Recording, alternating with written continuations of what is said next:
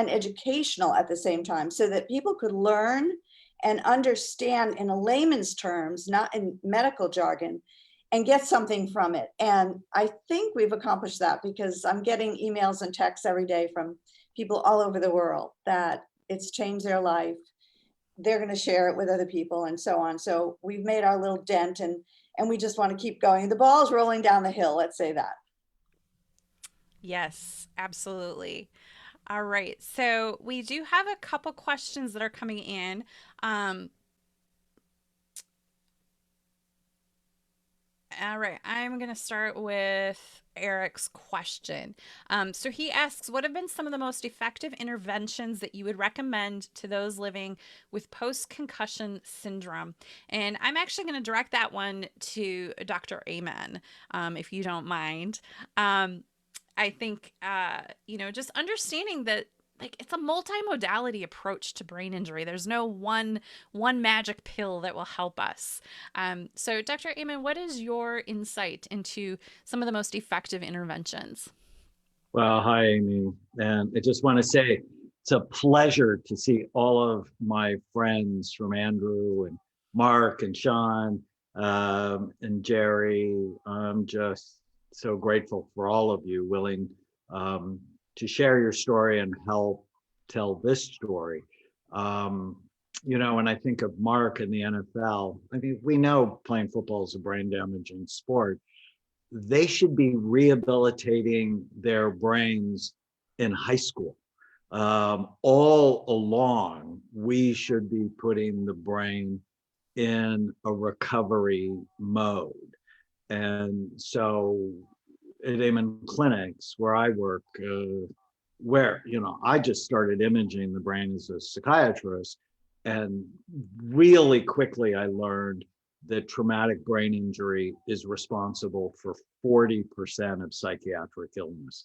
It's a horrifying number, responsible for depression, anxiety disorders, insomnia, domestic violence, temper problems. It's the big thing I've learned from now looking at 175,000 scans.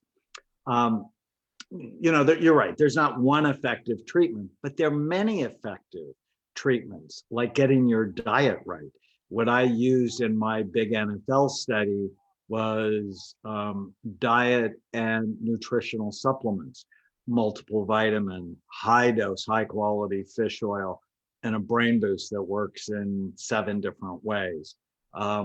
And then when we needed, we would add on hyperbaric oxygen, which just turned out to be innocuous. It doesn't hurt anybody, and it helps boost blood flow to the brain. And then things like neurofeedback, transcranial magnetic stimulation, all of these things can be helpful. But the very first thing to do is get your diet right. One quick study from UCLA, they gave rats a head injury purposefully. And then one group, they gave their regular healthy diet. The other group, regular healthy diet plus sugar, fructose, fruit sugar. After 3 weeks, the rats on the healthy diet could run their maze that they knew just fine. The group with fructose, so think Gatorade on the sidelines, or in Iraq, they had unlimited Baskin Robbins,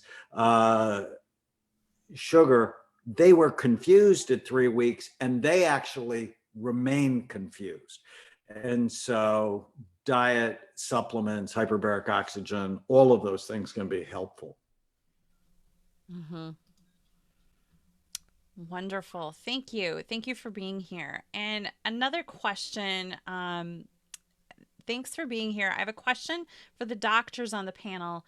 What is the most important single thing a TBIer can do to lessen the pain of a constant headache that I've dealt with for 10 years?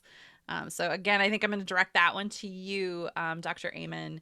And just as a side note, Dr. Amen does have to leave early today. He has a patient. So I want to try and get his questions in before he has to leave. So when I see chronic headaches, the first thing I think of is the Erlen Syndrome. So you guys should write that down. Irlen. Helen Erlen's a psychologist in Long Beach, California, who studied the effect of blocking certain colors of light. And a very high percentage of my TBI patients are light sensitive, which gives them headaches, anxiety, irritability, trouble concentrating, problems reading, depth perception problems.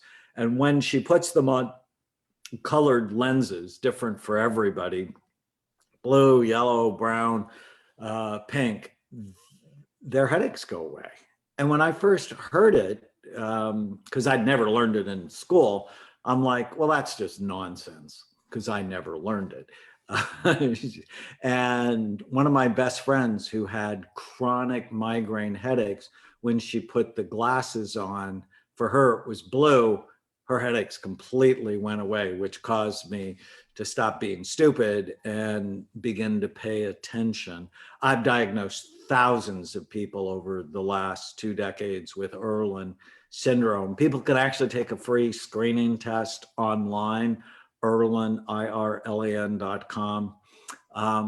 If that's not it, you need to go on an elimination diet.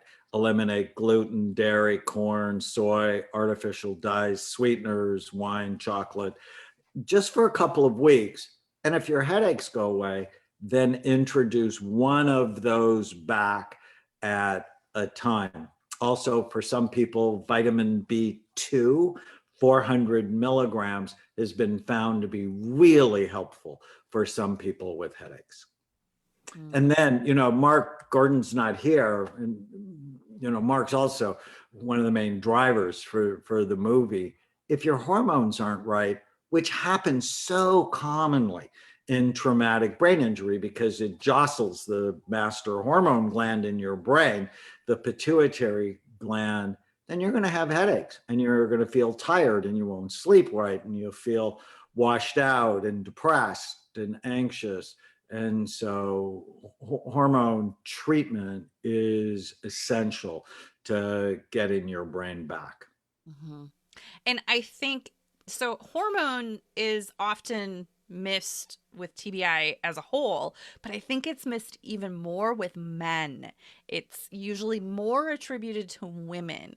And so I think that's really interesting that men often get the hormones overlooked in their recovery.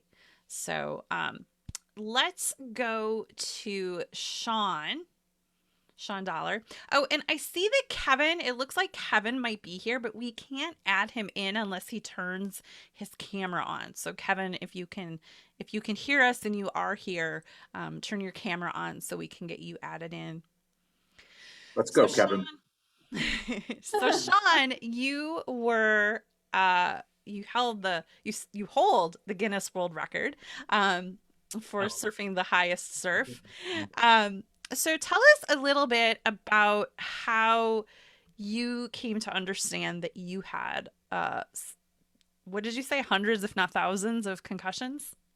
Yeah, I learned that through the Amen Clinic, and what was hard for me was being a surfer. I wasn't a football player. I didn't play a contact sport. I wasn't a veteran, so my traumatic brain injury was overlooked by my family, friends, and doctors at the time. So I was really struggling, and I knew something was wrong. I knew I had a traumatic brain injury, but to self-diagnose yourself at that period of time was kind of incorrect. I also wasn't thinking clearly at all. And Dr. Amen and I connected, and he invited me up to his clinic, and we did a scan, and my wife came. And, literally my wife and I were on a path where we were going to get divorced. We were going to, like the family was falling apart. She was telling me to get my stuff together. Everybody was telling me to get my stuff together. This is you, figure it out, man. And we went and reviewed the scan with Dr. Amina, and he showed me my scan and all the damage. And it was a really touching moment for me because my wife finally understood what was going on. She finally understood that this wasn't like my problem. This was a problem. It was a diagnosis of you are injured and he needs help. And your expectations of him being a functional, normal person are unrealistic. And, for being a surfer my whole life, I had no idea how much damage was going on through constant wipeouts and falling and stuff like that. And they, Dr. Amen explained it to me like it was like I played high school, college, and pro football. And that was a complete shock to me. You know what I mean? Like I wasn't ready for that. I didn't know. But it was extremely helpful. It was, I talk to people all the time that are, oh, I had this concussion, I had that, everyone tells me I'm fine and I'm okay. And they just kind of write it off. And any head injury is a really big deal. And it's just amazing when you actually get to see it for yourself, your own brain, the damage that's there. Mm-hmm. Yeah. So, Dr. Amen, maybe talk just real briefly about the scans and how they're significantly different from a traditional MRI or CT. We do two studies. We do one called SPACT. It's probably the one I'm most well known for, and quantitative EEG. They look at function rather than structure. So most people who've had a traumatic brain injury have had an MRI, and the MRI or CT scan's often normal because the structure's intact. So think if I just took my laptop and dropped it, it might look just fine, but it doesn't function right. And so SPACT looks at blood flow and activity. QEEG looks at electrical activity. And they basically tell us three things: areas of the brain that are healthy, areas of brain that work too hard, and areas of the brain that don't work hard enough. And then we compare it against our large, healthy database. And it's just so clear that, you could have damage to your frontal lobes. 91% of people with a traumatic brain injury, it affects the front part of their brain. Well, that's the most human, thoughtful part of your brain. I think of it as the CEO of your life. And if you damage that, then the decisions you make are not quite effective. And then it damages your temporal lobes, mood instability, irritability, temper, learning, memory problems, which everyone who's listening has had a traumatic brain injury. That's sort of the core of what they struggle with. And if you don't look, you don't know. And if you've had an MRI, it might be abnormal, or it very well may be normal. And the doctor says, well, it's your personality. And that's just terrible. And I've been a psychiatrist 40 years, and I'm sort of embarrassed because most psychiatrists still in 2021 never look at the brain, which means they're flying blind, they're guessing, and they're missing traumatic brain injury in a massive way. Yes. And I think many doctors are missing it in a big way. Sebi, I would like to go to you for a moment. And if you could give a piece of advice for anyone who's struggling with PTSD, what would that one single piece of advice be for anyone who's struggling? Wow. I guess the most important thing I would say is not to give up and to realize that you're not alone. Thanks to people like Andrew and Sean and Mark and Jerry and obviously Dr. Amen pioneering on the medical side, there are answers. So what I find, especially with some of the colleagues in the fire department, is that you kind of hold it in and you think something's wrong with you, or you don't really want to share the issues that you have. And I know Andrew and I have spoken about that. And you have to recognize that there are answers out there. There are modalities out there that you can, be able to access and work on yourself. So when you have PTSD, you tend to think something's wrong with you because of all the exacerbated act this way. We don't have the understanding. And like Sean was mentioning, so if I would have to say one thing and to be pinned down, it would just be not to give up. Just don't ever give up. Find an answer, because intrinsically we're worth it individually. And to Sean's point, it's about being the best father, the best husband, the best brother, sister, child you could be, parent you could be. So you have to just keep going. There's no choice. Yeah. Okay. My next question is for Mark. So Mark, you played football, you played high school, college, professional football. And, back then we didn't really know what we know now about those subconcussive hits. And so, when you look back, was there like a distinct moment when you had a pretty bad concussion, or was it just like multiple subconcussive hits? You maybe got your bell rung a time or two and didn't think much of it. Well, first and foremost, Amy, thanks for having us on this platform. It's great to see Jerry. What you've done with the film is amazing. Sean, your story. Sebi, your story. Of course, Andrew, to be the one that kicked this thing off, and my hero. All our veterans and have served our country, our heroes. Dr. Amen, you know how much I appreciate you, and actually with one of your colleagues right here who actually got me, Dr. Heidi Hanna. My soulmate and someone that has been very helpful and instrumental as far as understanding the dynamics of what happens. I think the cumulative effect of head injuries is kind of what I think the sport in itself has decided over the years to look at least, and allow athletes that are playing contact sports an opportunity to let their brains heal.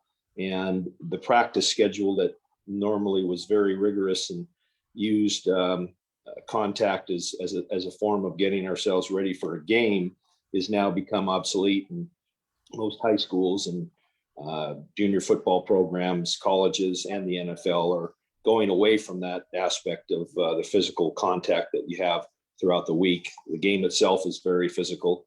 Some players obviously are more apt to physical injury and concussive injuries and subconcussive hits and cumulative effective hits, which over a long term can be very detrimental.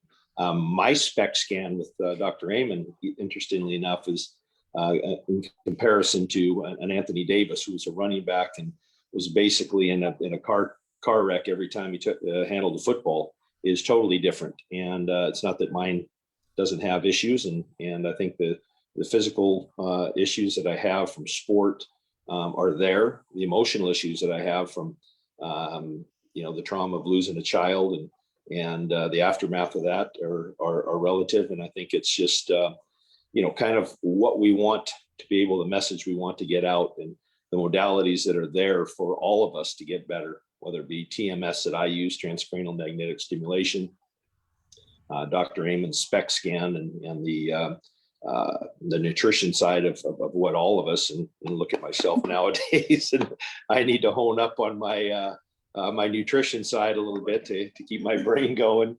And Dr. Gordon, his hormonal therapy, and HBOT for both Seb, you, and Sean has been instrumental in your guys' life, and is really for all our veterans too. Andrew, the HBOT is one of the great modalities someone can use. And so I think this documentary, this film, it gives people a hope, a belief that there is a light at the end of the tunnel, which for all of us at some point in time we didn't think there was.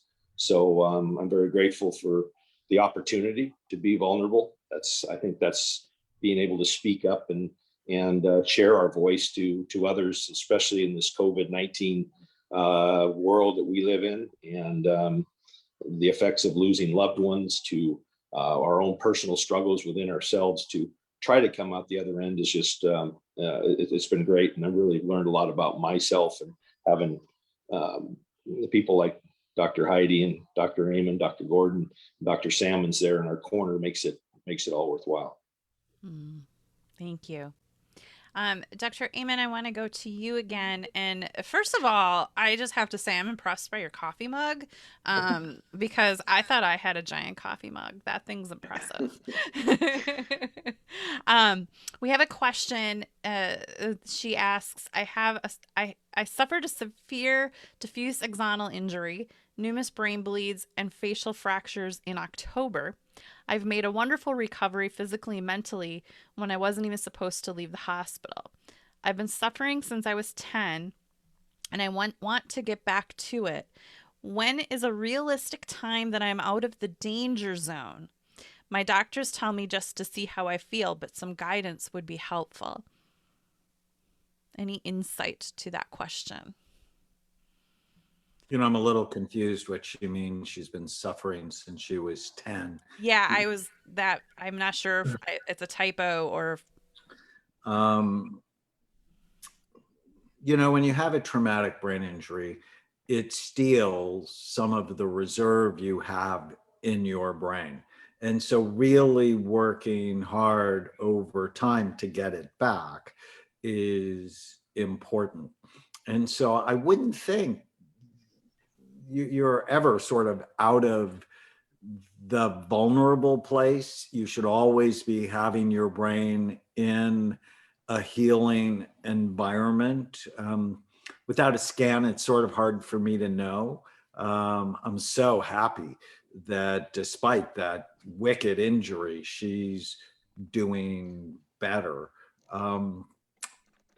You know, I have to run, but the last thing I'll say, if you want to keep your brain healthy or rescue it, if it's headed to the dark place, you have to prevent or treat the 11 major risk factors that heal your mind. And I talk about it in 2 of my books, Memory Rescue and The End of Mental Illness. I hate the term mental illness. I've always hated it. It's wrong. It's stigmatizing. It's like, it's a mean name to call someone that doesn't at all help you figure out how to help them. And so, you know, my love to all of my colleagues, and thank you to Jerry for putting all of this together based on Andrew's book. I adore you all, and I have to run. So thanks for having me. Thank you so Dr. much. Eamon. Thank you for being here today. We appreciate the time that you were able to give us. Thank you. All right, Andrew, I'm going to come back to you for a moment. So you talk about in your interview in my podcast and in the magazine, you know, you came back from your tour of duty. You had been a breacher, is that the right word? Yep. You blew things up and you used a gun that was very loud right next to your head. And you didn't even really realize that you suffered a concussion and subconcussive hits over and over again. And you came back and you were really struggling. And I know you were also suicidal. And, you know, what was that like, trying to find help and not getting help? And then fast forward, what was it like when you finally found Dr. Gordon and were able to get some answers?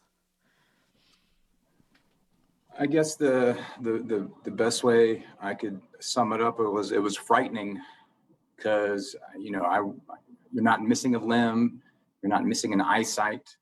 You have this reoccurring level of performance, you know, historically through your life, and then all of a sudden, nothing seems to make sense anymore, you know, physically, psychologically, memory, cognition, physical pain, just blindsided. Kind of like Sean said, like, people are thinking, hey man, why can't you just get it together? And I'm thinking, well, why can't I just all of a sudden not get it together?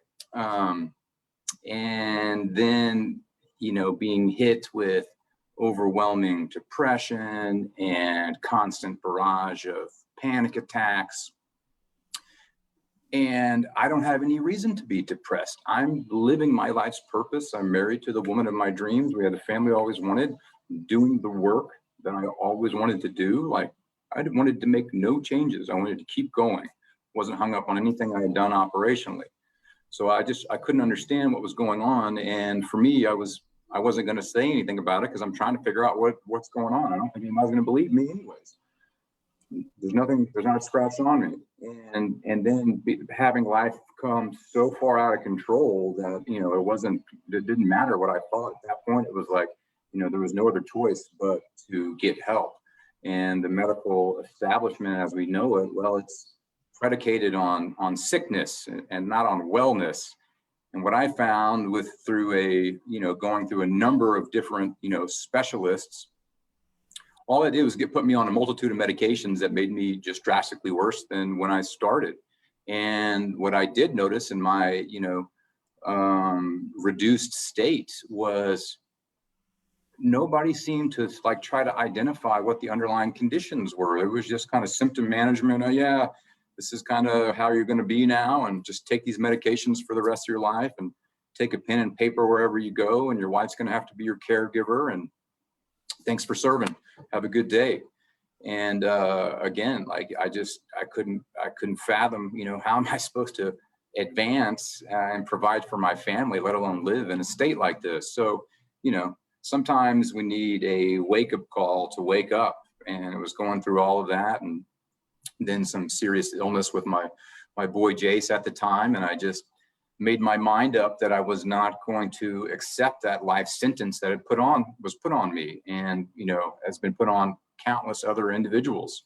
And I didn't care what modern medicine said. I didn't care what the science said. I didn't care what the doctors said. Didn't care where I had to go, how much money it cost. None of that. There's nothing. Just get out of my way. That doesn't mean anything to me, because I made up my mind that my family deserved more, that I deserved more, and I was going to go out and I was going to find a way to, one, return to the man in my pre-injury status, two, find a way to come off all that medication that I was told I have to be on for the rest of my life. And after those two things were accomplished, I was going to turn around and spend the rest of my days helping other people that were in the exact same position as that I was in.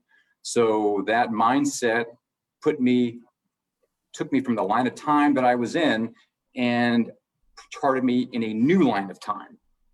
And I started thinking differently. I started asking myself different questions, better questions. What would a person who was purpose-driven and intentional with their life do? How would they react to this? What type of example would I want to put off for my children if I was, being my best self? If I was going to get better and I was going to reclaim my health, well, what would that look like? That road led me to Dr. Gordon.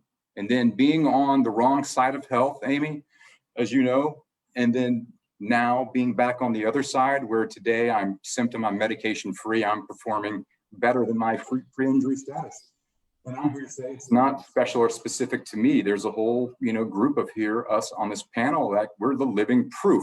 So what this is all about is giving psychological permission to everybody else that they absolutely can do the same thing. Just like the 4-minute mile was broken and nobody thought that could happen. And now, high school seniors break it every day. So what was once, impossible is now the normal. And we want this to be the same thing. I like what Dr. Amen said about mental health. I didn't have a mental health issue. I had a brain health issue. And once we were able to identify that and treat that accordingly, changed everything for me.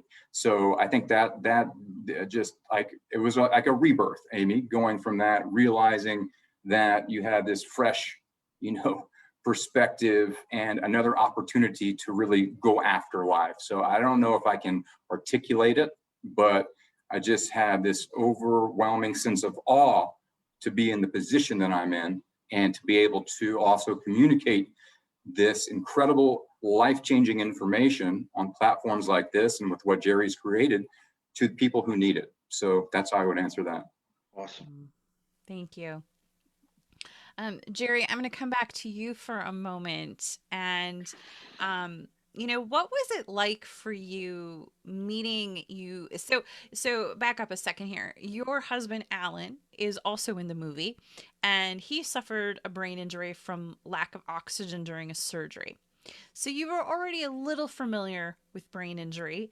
Um, but what was it like for you putting this movie together and really getting into the nitty gritty details of these people's lives? Because the thing you did so well with this movie was show just like that raw emotion of what everybody had gone through. And that's what really got me with the movie, was like, whoa, she really captured what it's like to live with a brain injury. So what was it like for you to get exposed to all this? What was like eye-opening or an aha moment for you?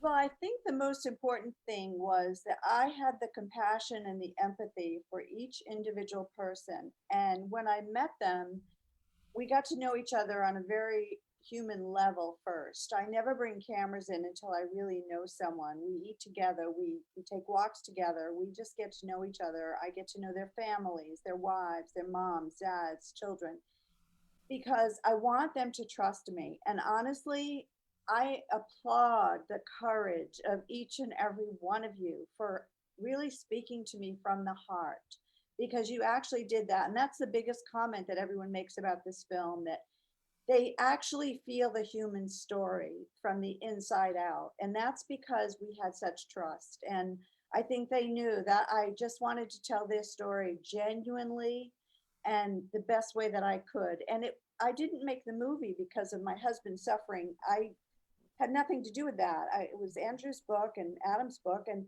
halfway through, I was with Dr. Gordon in San Diego and Andrew at a medical conference. And somehow, at night, you're sitting around the fireplace and you're just chatting. And something came up about my personal life. And I told him my husband had been sick 20 years ago with open heart surgery and really wasn't the same and had no short-term memory, and gave the whole scenario. And Dr. Gordon said, I think we can help him. And I'm like, there's no way. It's been 2 decades. And he said, no, really, I think we can help him. So I said to my cinematographer, let's take the camera. We're going to follow this story. I have no idea what's going to happen. I didn't have any faith that anything good could happen.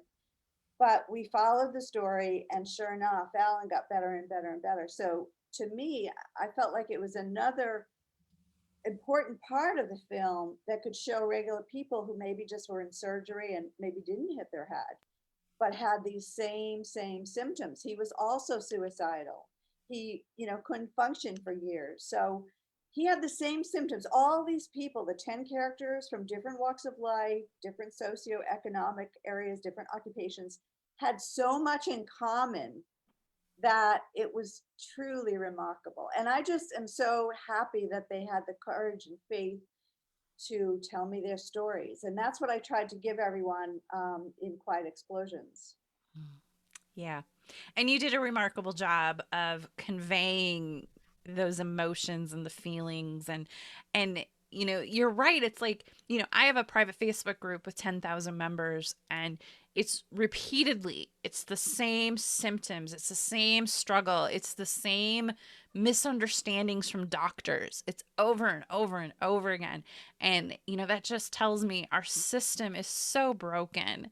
And it's movies like this and awareness events like this that just help continue to help people feel not so alone. Because I think that's the worst part of brain injury. If you don't know anyone else who's had a brain injury, you feel absolutely alone. You feel like you're the only person in the world with a brain injury. So I applaud you for all your efforts with the movie. Okay, so let's go back to Sebi. Sebi, tell us if you oh, I already asked you that question. Okay, so Sebi, what had the biggest impact on you in your recovery? Wow. You know how you said that there's different modalities, or you and Dr. Amen and Andrew. I think you can't really point to one thing. It's kind of like a circle of health, and it kind of hubbed and spoked, and one thing led to another, about nutrition and the hyperbaric actually increasing the perfusion in my brain. I mean, if you see the movie, it was really like the impact about what Andrew and Sean and Mark had said. And we all went through our own manifestations of the head injuries, right? And I was not an athlete, obviously, of Sean and Mark's caliber, but I played hockey my whole life since 1980, and I had all those head injuries. I played football.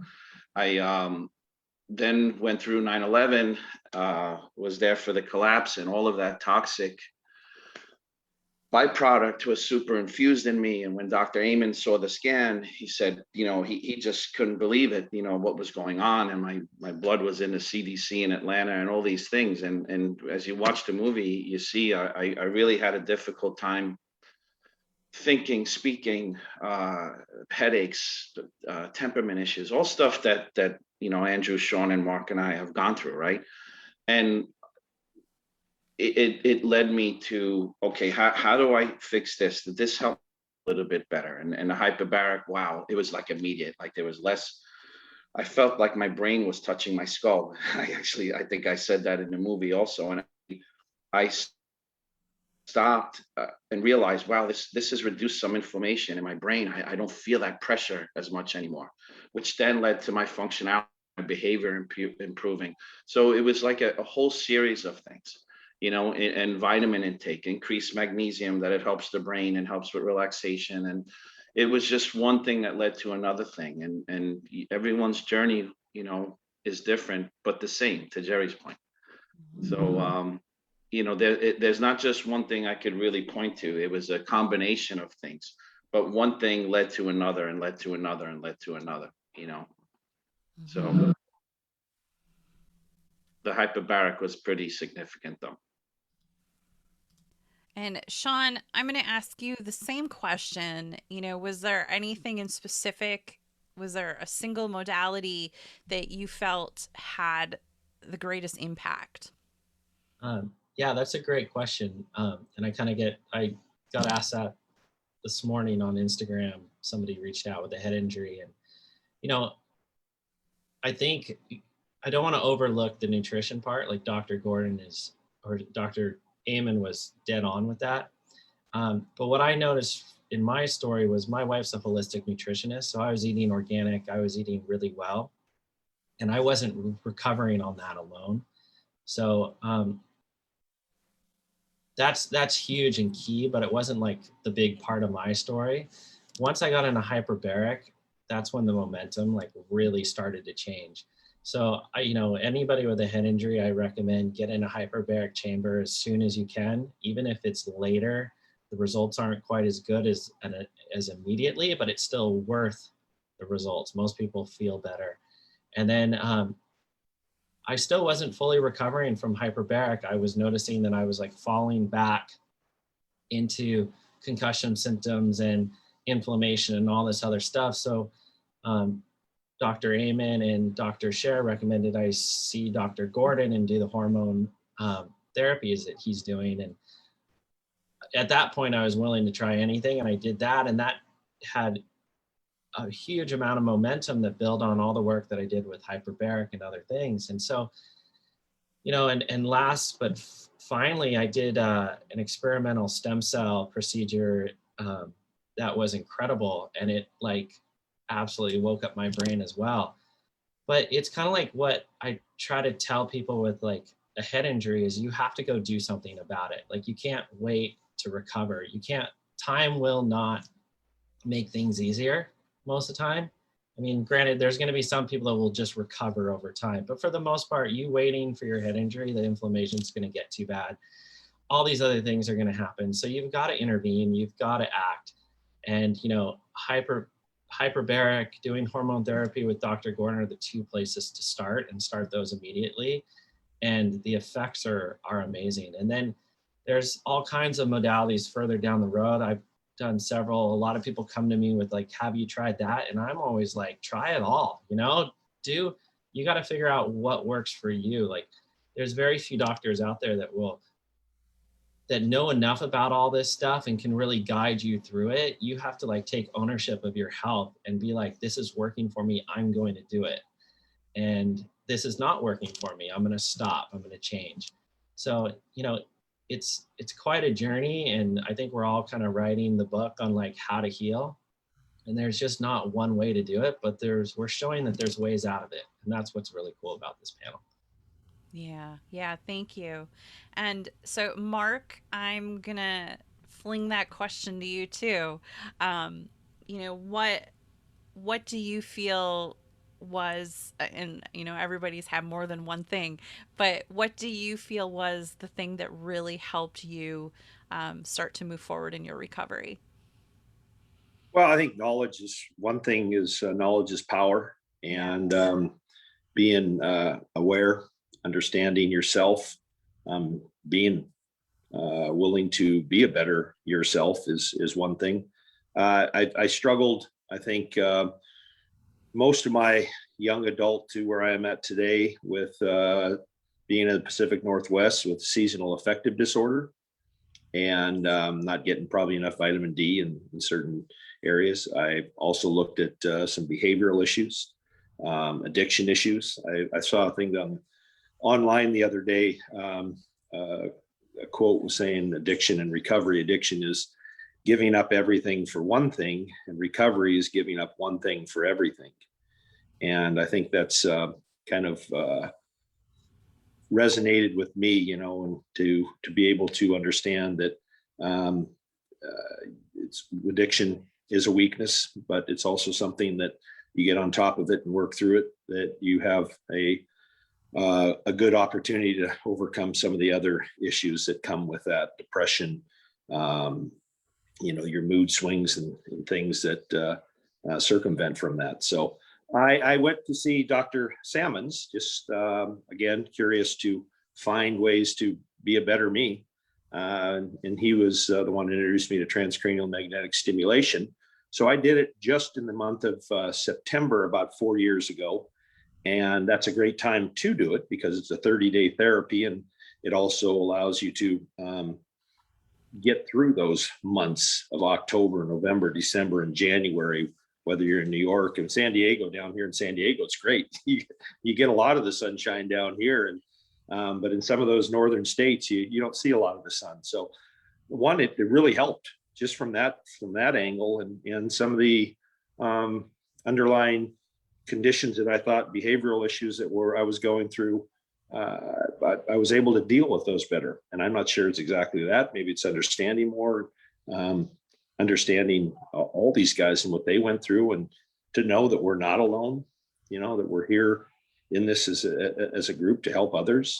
Also, you know, there's several times I've been vulnerable to these situations and put myself out there, and it feels good because you get a lot of feedback, and then but you also feel a little bit lonely when it's all said and done, and you go back to your world and you have to deal with what you're dealing with. But I think TMS was a great start for me. I'm also, as Sean said, I'm willing to try anything. I know that Andrew's really recommended, and I did a very elaborate blood test when I was down here in San Diego a couple months ago, and I'm looking forward to seeing those results and getting a kind of comprehensive idea of what's next for me. You know, some of the things you look at is nature, being able to play golf. It's a great release for me, being on the golf course, and humor. I'm kind of a funny guy, and I know that talking to Dr. Hannah and a lot of these experts on brain health, humor is a good thing for your brain. It really allows you to you know, kind of be yourself and be somewhat normal in a very abnormal situation. So I look at all those and just willing to learn more, and looking forward to learning more to help others too. Thank you, Mark. Andrew, there is a question for you asking, do you find that you need to continue with your supplements in order to avoid a return of symptoms? Yeah, it's a good question. I think everything needs to be taken in an individualized manner. But here's how I look at it. You know, the brain loses resiliency over time, especially if you've had a head injury. So, you know, to me, I live my life very purposeful in what I ingest and I put in my body. So anything that is pro-inflammation, pro-inflammatory is a no-no for me. I stay away from it. That being said, I also want to ensure that my brain and my body are in a, you know, what's called a neuropermissive environment, which just simply means an environment that is open to healing, to regeneration, to growth. And if your internal and external environment is not conducive to that, then you will not evolve. You will not have a quality of life, the quality of life that you're looking for. So for me personally, yes, I am on a very, you know, specific and regimented nutraceutical protocol in addition to my hormonal and neurosteroids. And we do it in a very targeted fashion with getting labs and understanding where I'm at. And, you know, that'll play into the micronutrients and moving on up the chain. But I would say at a minimum, this is probably this, you know, a fundamental law is that, you know, there are things out there that will help us, you know, an individual, a human, to be able to respond. And that's what you want to be able to do, to respond to insults. And so whether that's fish oil or it's just understanding, I need to be in a neuropermissive environment. I need to have my brain and my body in the best environment possible. So I need to be consuming things that are anti-inflammatory and staying away from inflammatory type things. So yes to regimented nutraceuticals, Amy. Yeah. All right. So I'm going to change my view here for just a moment. Oh.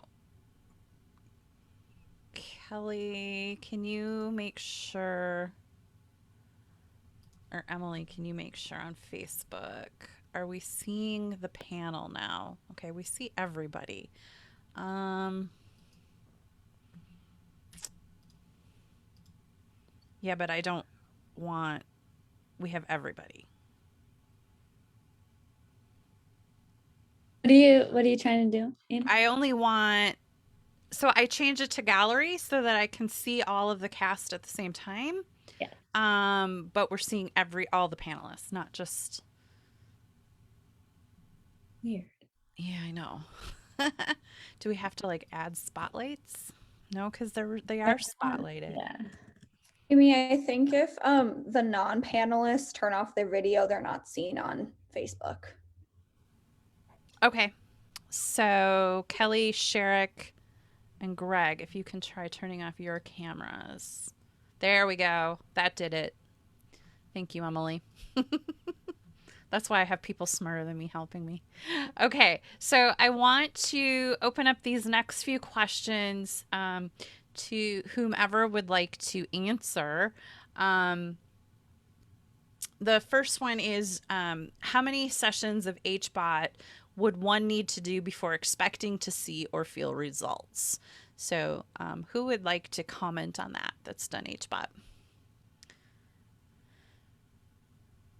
Sean, me, I'll take it. The first one, I guess. I felt less inflammation after my first one, but what I understand from Dr. Scher is you need at least 25 sessions to get full and then follow up. And to Andrew's point, the resiliency level, you know, I guess is a little diminished from all of the head injuries. So you always need to maintain. But I felt an immediate reduction in inflammation in my brain, in my skull. It's funny enough, after my first one. And that got me enthused, you know, to Sean's point. You get excited about stuff. You're like, oh, wow, that worked, you know, and then it led to everything else. So my understanding is, for me personally, the first one helped me. And then obviously, as I went through it, the improvement, you know, multiplied. But in speaking to the physicians who understand better and obviously have seen a multitude of people benefit from it, depending on the state of your injury, I was told at least 25 from the doctors. I don't know if you heard the same thing, Sean, but that's what I was told. Yeah, that's critical. I think many times it's recommended to 42. You know, it's with HBOT, there's all the studies show that if you're doing it daily, that there's momentum that's carried with the healing process. And also Dr. Scher, because I have a lot of friends still that are extreme athletes that are getting concussions. And so it's always like, hey, what do these guys do? And we've seen results where people with a fresh head injury that are highly concussed can do, we've seen them like fully recover immediately after 2 or 3 rounds of HBOT. And so the studies too are showing that if you have a concussion and the faster you get an HBOT, the shorter the time, you don't have to do like 40 sessions, you know. Now everybody's different, every concussion's different. How many concussions do you have before that? But kind of the rule of thumb is starting to become like, if you have a serious head injury, you know somebody that does, get them in an HBOT machine as soon as possible, and the recovery will be much faster and easier. And if it's later down the road, get in it. I felt, I got in an HBOT machine 6 months after my accident, and I felt significantly better getting out of it. I felt like, whoa, like 30% improvement to my symptoms and brain power the first day, which was crazy. And, you know, and then I got into it consistently. So they're incredible.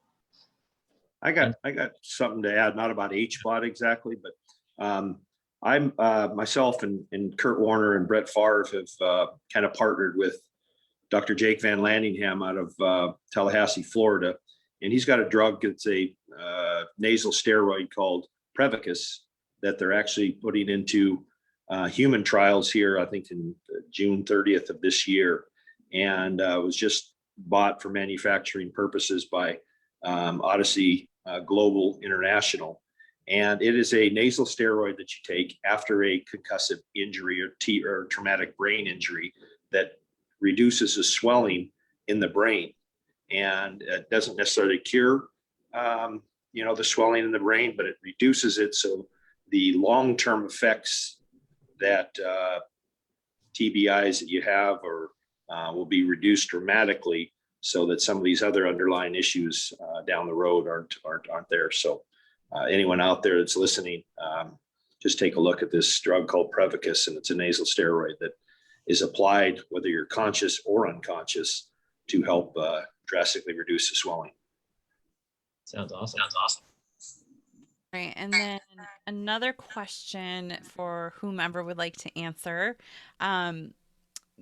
They're curious to hear the response that you got from your previous medical team after having such good results working with doctors like Gordon and Amen. And did you continue to see your previous doctor, and have they become interested in the types of treatments that helped you? I've completely opted out of the sick care system. So I left that in the behind me and have not looked in the rear view since. But we with our organization in partnership with Dr. Gordon have helped to train over 500 physicians since 2015, you know, in this advanced modality. And now, you know, with the release of the film, we expect that will reach even more. And so the point being is that we've met many providers that said, oh my God, I had no idea that I could offer this, or, you know, we could have a different objective way to identify problems and then make a personalized treatment program. So, you know, one, I left my old medical sick care team in the dust. And two, there's plenty of providers out there when they're, you know, confronted with new information, are very accepting because they're in it to help people get better. So the takeaway here is it's get out your sunglasses because it's sunny outside. It's looking good.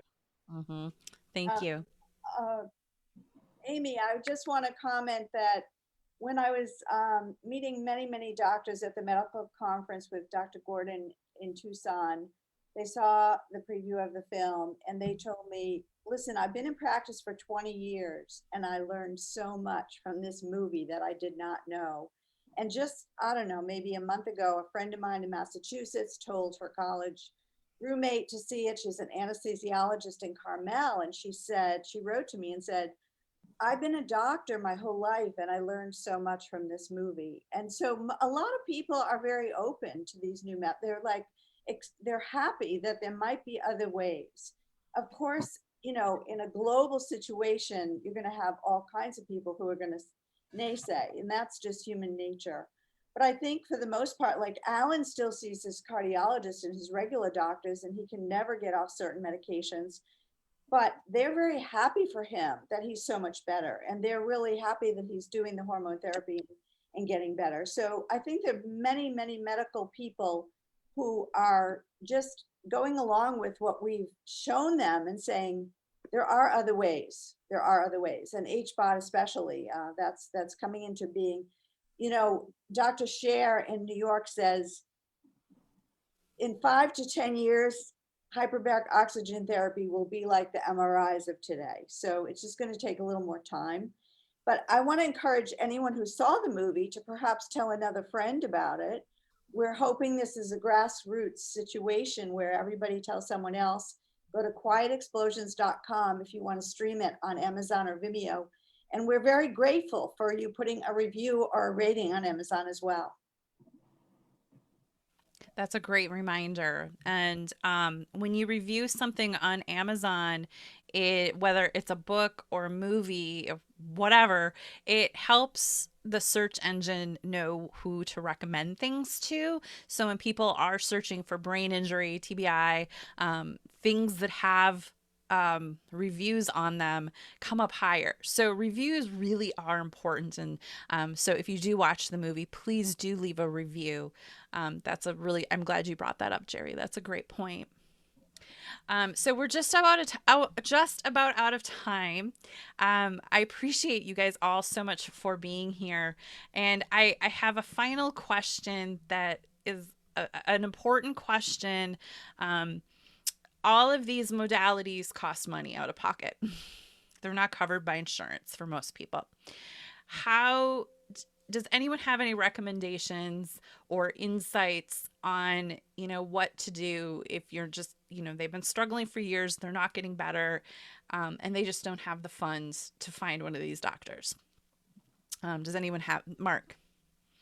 I know that for transcranial magnetic stimulation, that predominantly from what I've gathered from family and friends that have exhausted every possible way to deal with their depression and to try to get their neuronal pathways firing again. TMS is a great modality for that, but it has to be because your insurance company sees that you've exhausted every other area possible to get that help, and then they will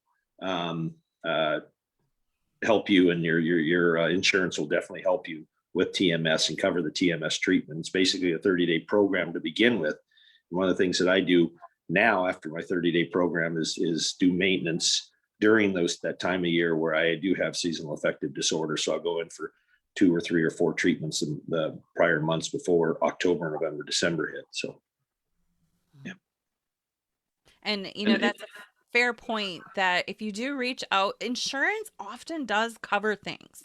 You might have to call a few times and they might not cover the full amount, but they often do cover these things. But you do have to do some extra legwork. And the work that I didn't realize we were wrapping up. I'm just enjoying listening to everyone. I could talk forever on the topic, but the work that Andrew has done and, by Jerry creating the movie, the more awareness that's created about these modalities and the work that Dr. Scher is doing, and Jerry can speak to this as well. He's working his tail off to try and have the insurance establishment see that what they're called are CPT codes. Those are medical insurance codes. We should have it for treatment of concussions and so on. And there's so many other ancillary benefits to it. And then since we're wrapping up, just 2 things that came to mind to share. I don't know how many people are watching this, but to the other panelists' points, with Sean, what he was saying about Dr. Gordon and the hormonal therapy, when I spoke to Dr. Gordon, what I realized, our pituitary gland is in the center of our brain. I never knew that. So when we get supposedly the governor that dictates to the thyroid and all these other hormonal things, and as a man, we didn't realize that we need this type of adjustments and so please look into that. These are things that really, if you apply some of the funding that you could budget these things, it'll improve your quality of life. And I know that some things may not be covered by insurance, but the exposure that we're creating on these modalities, God willing, would lead to a CPT code for everything that Andrew's trying to put out there, and all the training that he's done with those 500 doctors and so on. And anyone who lives on the East Coast, Dr. Amen has a friend that I went to who, it's called Relox Medical, to Mark's point about Prevacus, and they super infuse magnesium into your system, and it helps the brain break up the scarring that is blocking the neurotransmitters from going. And that was another modality that helped me. And he uses a SPECT scan to see where the damage is, and then you could do a post-SPECT scan and say, hey, this is the improvement that I had. So I know Sean is doing a whole bunch of different things, and there are modalities out there. Just don't give up and keep searching. And God willing, the mainstream sick care, as Andrew says, so definitely we'll catch up to, the pioneers that are on this panel here, and say, well, you know what, it's more cost effective to keep everyone healthy. And if they look at it in an accounting way, how many man hours are lost because of these injuries? How many times, there's a fireman sitting in a collapse and is hurt and has to stay out because he has post-concussive syndrome, and can we get them back to work? If that's the way they need to look at it, I think the group here looks at it in a moral way, but if they need to look at it in a more fiscal way, there is benefit to getting it, speaking to someone who is enlightened on the insurance side to say, let's cover these modalities. And I know that, Andrew is fighting that fight for us. So. Thank you. Well, thank you all so much for being here today. I cannot thank you all enough for being here. And also those of you who've been on the podcast with me, I appreciate you. And just thank you, Jerry, again, for making this documentary, and Andrew for getting that ball rolling without even knowing you were doing it. And Mark, Sean, and Sebi, just thank you guys for being a part of it and for being here today. I really appreciate all of you. Thank you so much. Thank you, Amy, so Thank much. you, Amy. You Thank you. Thank you, everybody. Don, Sebi, Andrew, Jerry, thank you. Love you all. Love you guys. all. Thank you. Awesome. Bye now. All right. Okay. Next up, Kelly is queuing up our next thing here.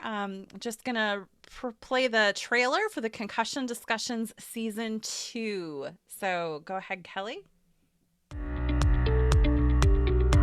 Hi, everyone. Welcome to the Concussion Discussions series. PTSD is a function of your brain, but there are therapies that you can engage in to help you rebuild some of those pathways that can help you get this stuff back under control. What is brain training? What does the program look like? We like to call it creating a mental sweat. Mm-hmm. And so we find almost your point of failure and push you right past that. And we're going to be talking all about brain fog after concussion. It's great to even talk about this because I think a lot of people that watch this will go, that's what I'm experiencing. So, what used to take somebody, 2 or 3 drinks to feel the effects may now take them a few sips. This is an entirely different thing. You're in this water, you're immersed. So it's almost like having a biological gyrostim. Yes.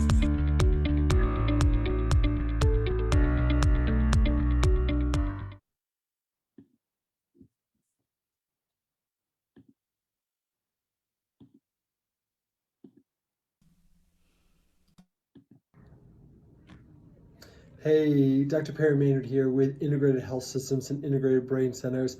I want to talk to you guys a little bit more about our clinic. This month is TBI Awareness Month, which we take pretty seriously and is a really important month in our clinic due to the fact that a majority of the patients we see are traumatic brain injuries and concussion. So we're located out here in Denver, Colorado, in Inglewood, which is just south of the city. And so I'm one of the doctors in the clinic, along with a handful of other kind of multidisciplinary practitioners.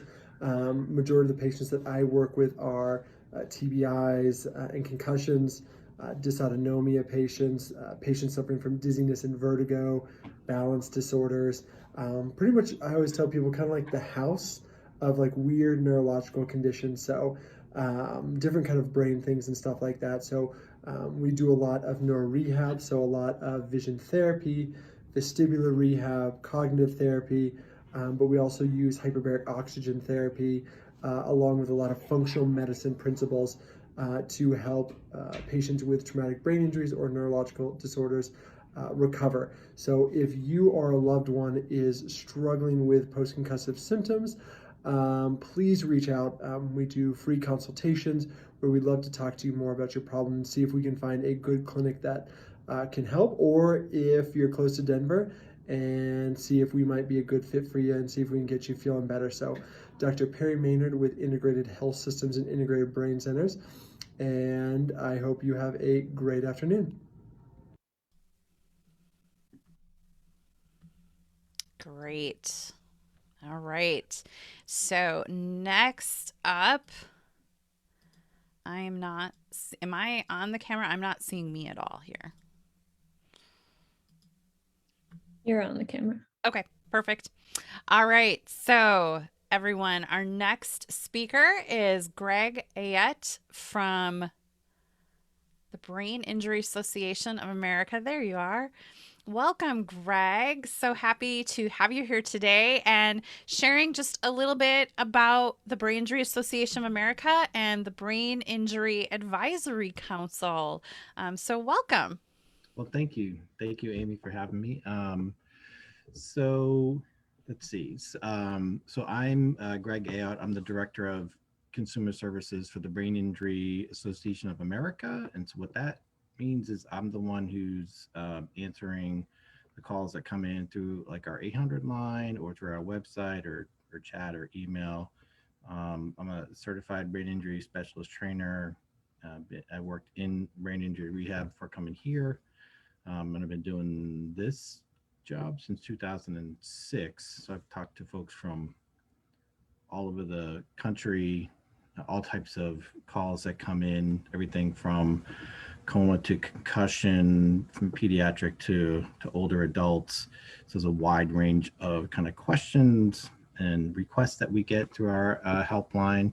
So our goal is to obviously try to share useful and accurate info and try to point people in the right direction as far as like resources or supports, services in their area, which, as I was on the previous panel, which obviously is a challenge, identifying what can be helpful and being able to access it can definitely be a challenge for folks. So it's certainly something we end up spending a lot of time on, trying to identify resources that can be helpful.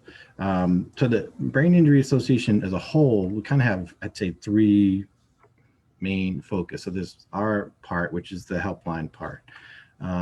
We also have a certification program for professionals to try to kind of ensure there's a solid baseline level of knowledge about brain injury for folks that are working in the field of brain injury. That's the certified brain injury specialist training.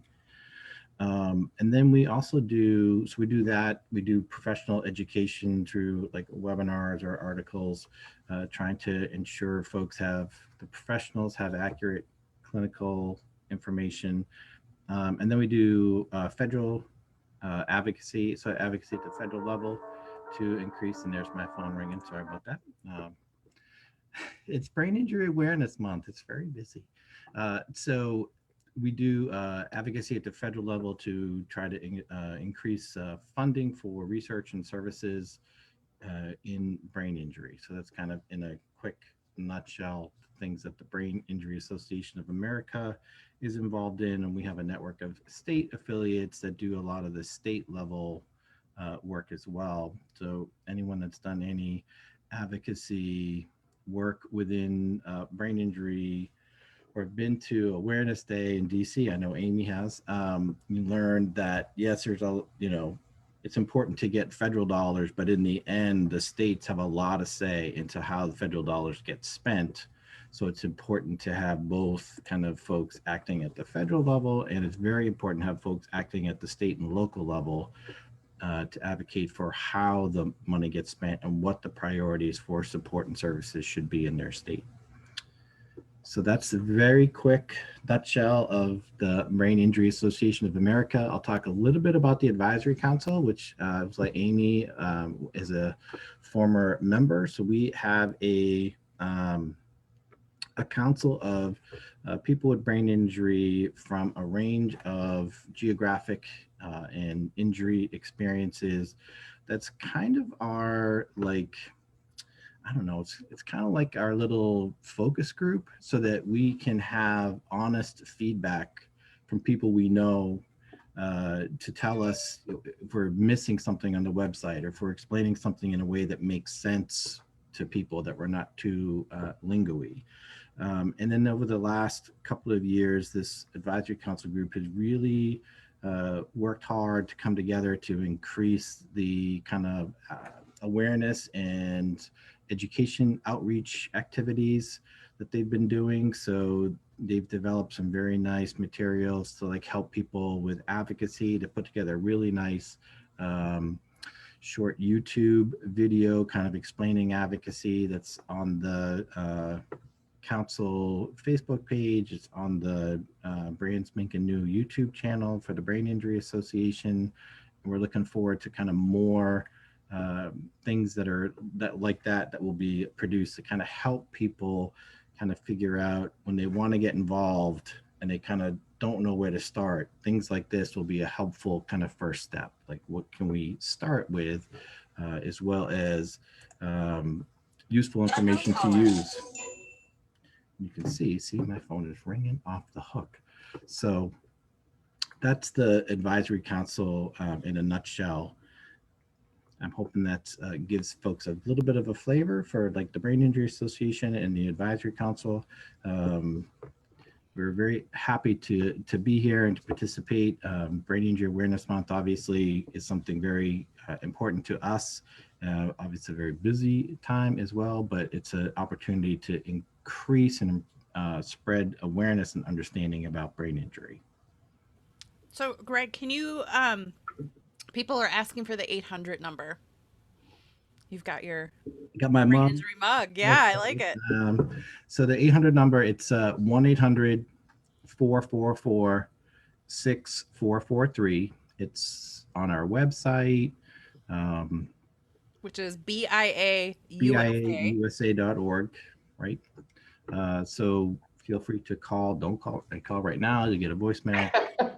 But we do strive to respond to folks' requests usually the same day. We'll get back to somebody. So they can contact us through there's a form on the website you can fill out. If you don't want to talk on the phone, you can email just a simple, if you use the info@biausa.org, that comes to me.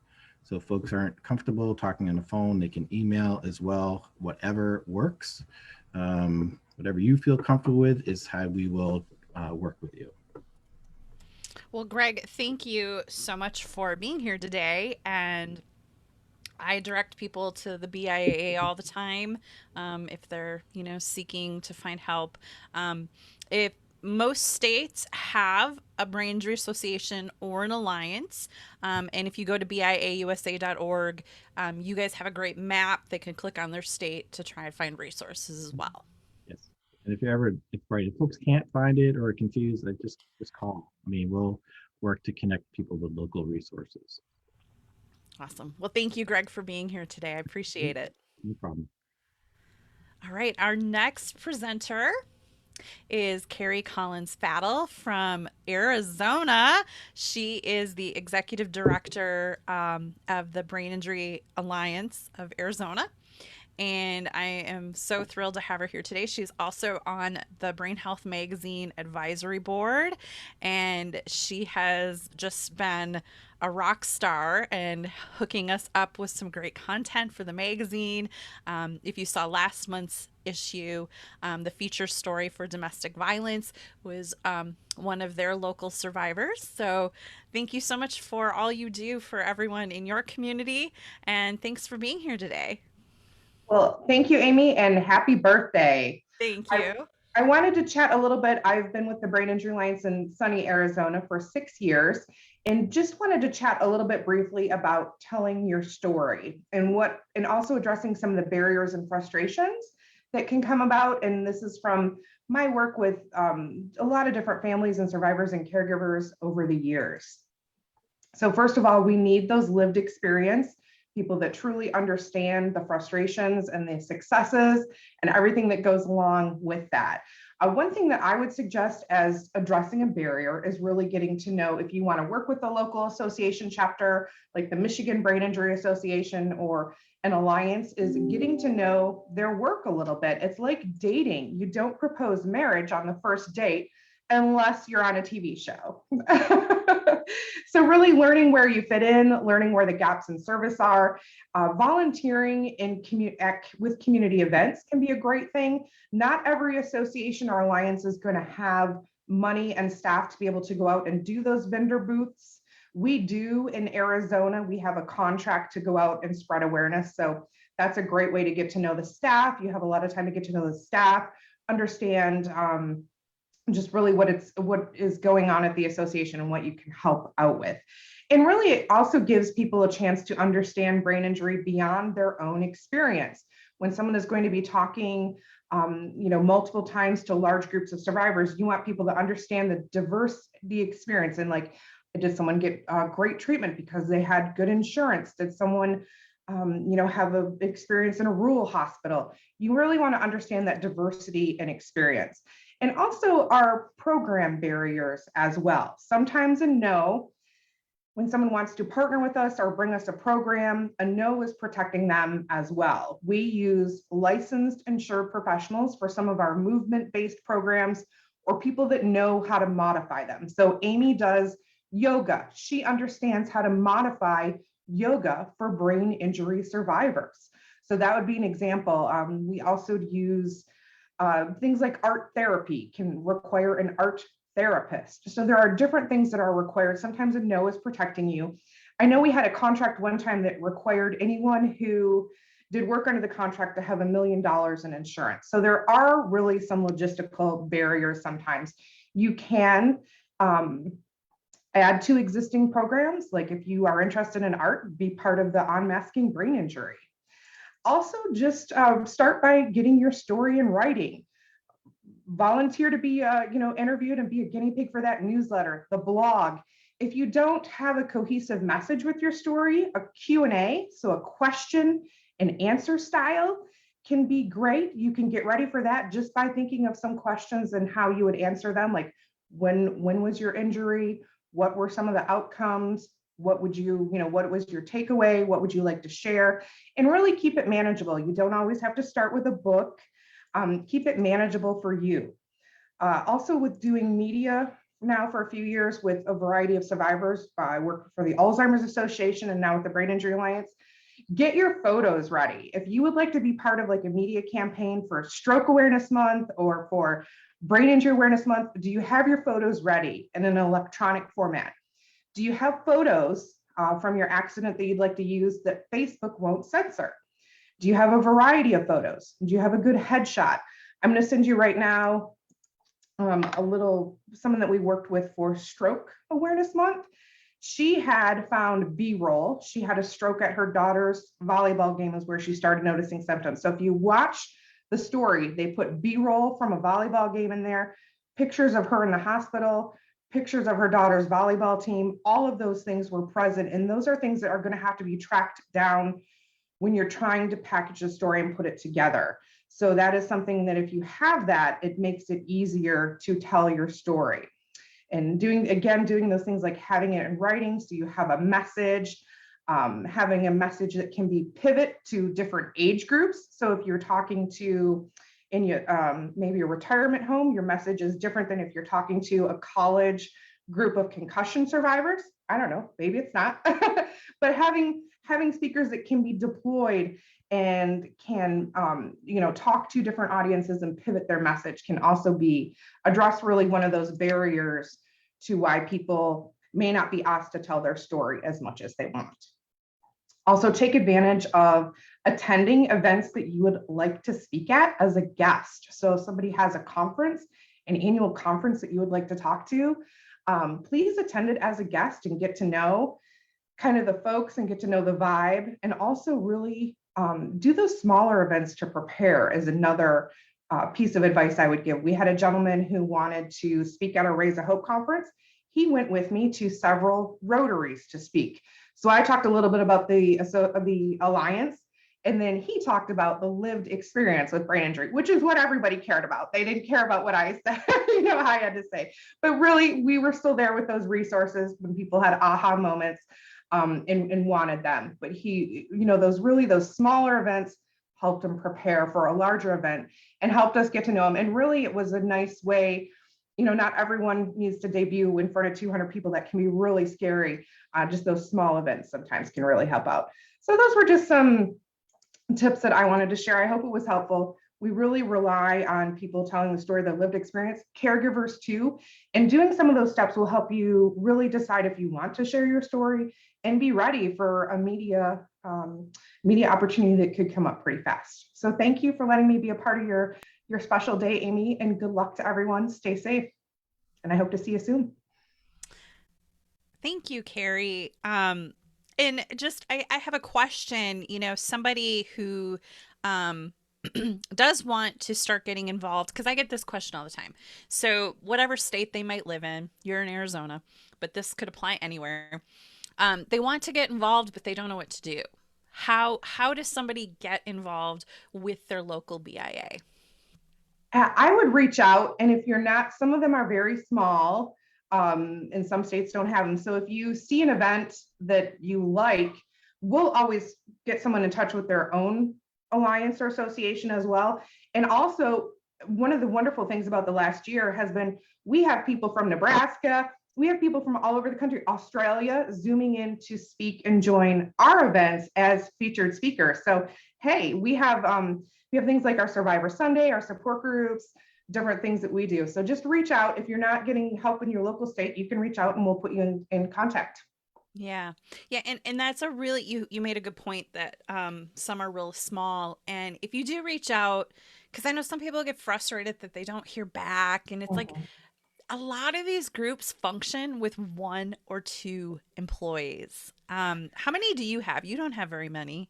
We have 9 full-time employees, and we have 6 support groups. Yeah. And so you're one of the bigger organizations. So have patience. There's just 1 or 2 people trying to answer all the emails and the phone calls. Yes. And sometimes they kind of have to triage, and be persistent. If you don't hear back in like a week, contact them again, right? I mean, please do. Spam filters are vicious. Yeah. Oh my goodness. Please reach out. Please call. Please just say, hey, I hope you got this message. I really want to talk to you, and we'll take care of you. Yeah. Awesome. Yeah. Thank you. That's a great point about those spam filters, because I know that happens to me all the time too. Vicious. So Carrie, thank you so much. So good to see your face. Have a fun day, everyone. Stay safe. Thank you.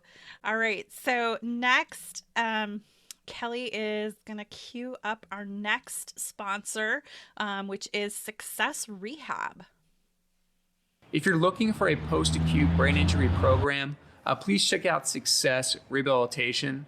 They deliver premium treatment options, proven outcomes by a team of dedicated brain injury professionals who actually care about the clients in their program. So if this sounds interesting, click on successrehab.com today. Explore your treatment options and match your needs.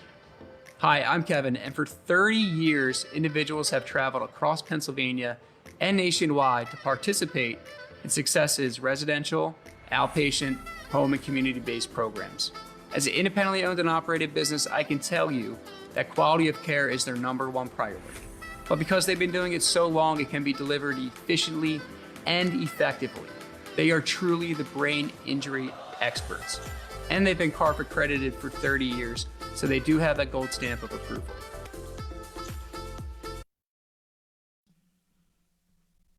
Awesome. All right. So our next speaker today is Shelley Taylor. And Shelley is from Grand Prairie, Texas.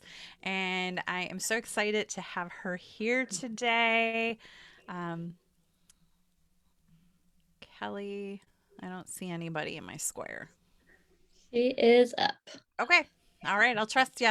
All right. Hi, Shelley. Hi, Amy. Happy birthday. Oh, thank you. All right. I'm going to let you go ahead and take it away, share your story. Okay. I'm Shelly Taylor. I'm the author of 2 books of encouragement, and this is my latest, With my last breath, I'd say I love you. And it's what I'll be reading my brain injury story from. Valentine's Day, 2010, a day I've documented in words, so if the day comes that the memory is gone, I can always reflect back on his goodness and mercy.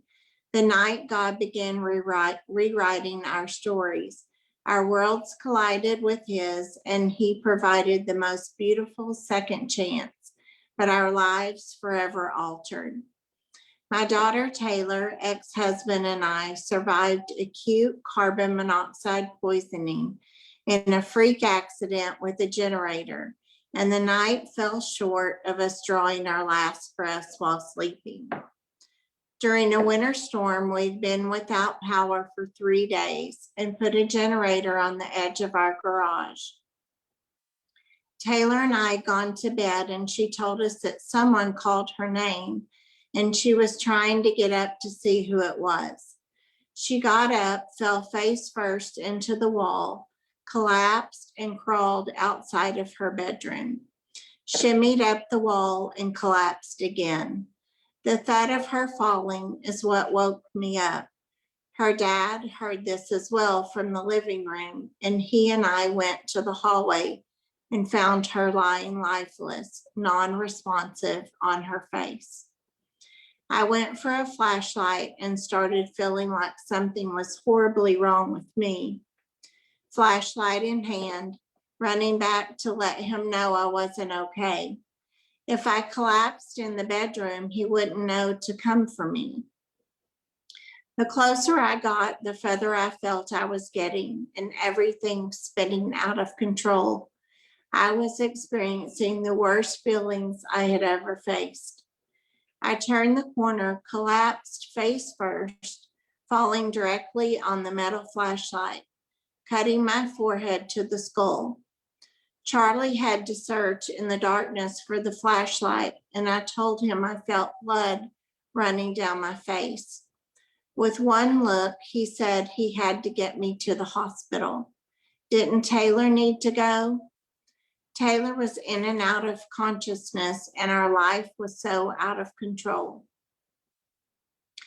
He got her awake and told her she had to get a towel to put on my forehead. My head pulsing blood out of control, me, Taylor, and the walls covered in blood. When she brought the towel back, she went back unconscious, and Charlie drug her over and propped her on top of me as I was convulsing, banging my face into the concrete floor. My eyes rolling back in my head, Charlie yelled I wasn't going to die on him as he called 911.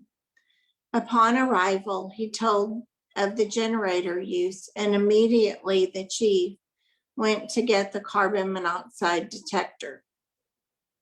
The truck was parked at the street, and within steps of entering our driveway, the readings began to rise. Alarmed, he went back to the truck to recalibrate. Once again, the readings crept higher and higher. He called for his crew to come exit our home, and began to get Charlie, Taylor, and our dogs out as well.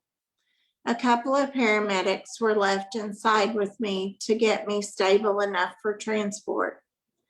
Taylor made some of the bravest phone calls to my sisters, alerting them of what had transpired and seeking their immediate help. Blood gases through the roof. After 15 stitches and a CAT scan, They transported us to Dallas Methodist for hyperbaric chamber therapy. We both suffered brain injuries and suffer with migraines and memory. I started over with kindergarten flashcards, suffer with breathing, balance, and vertigo.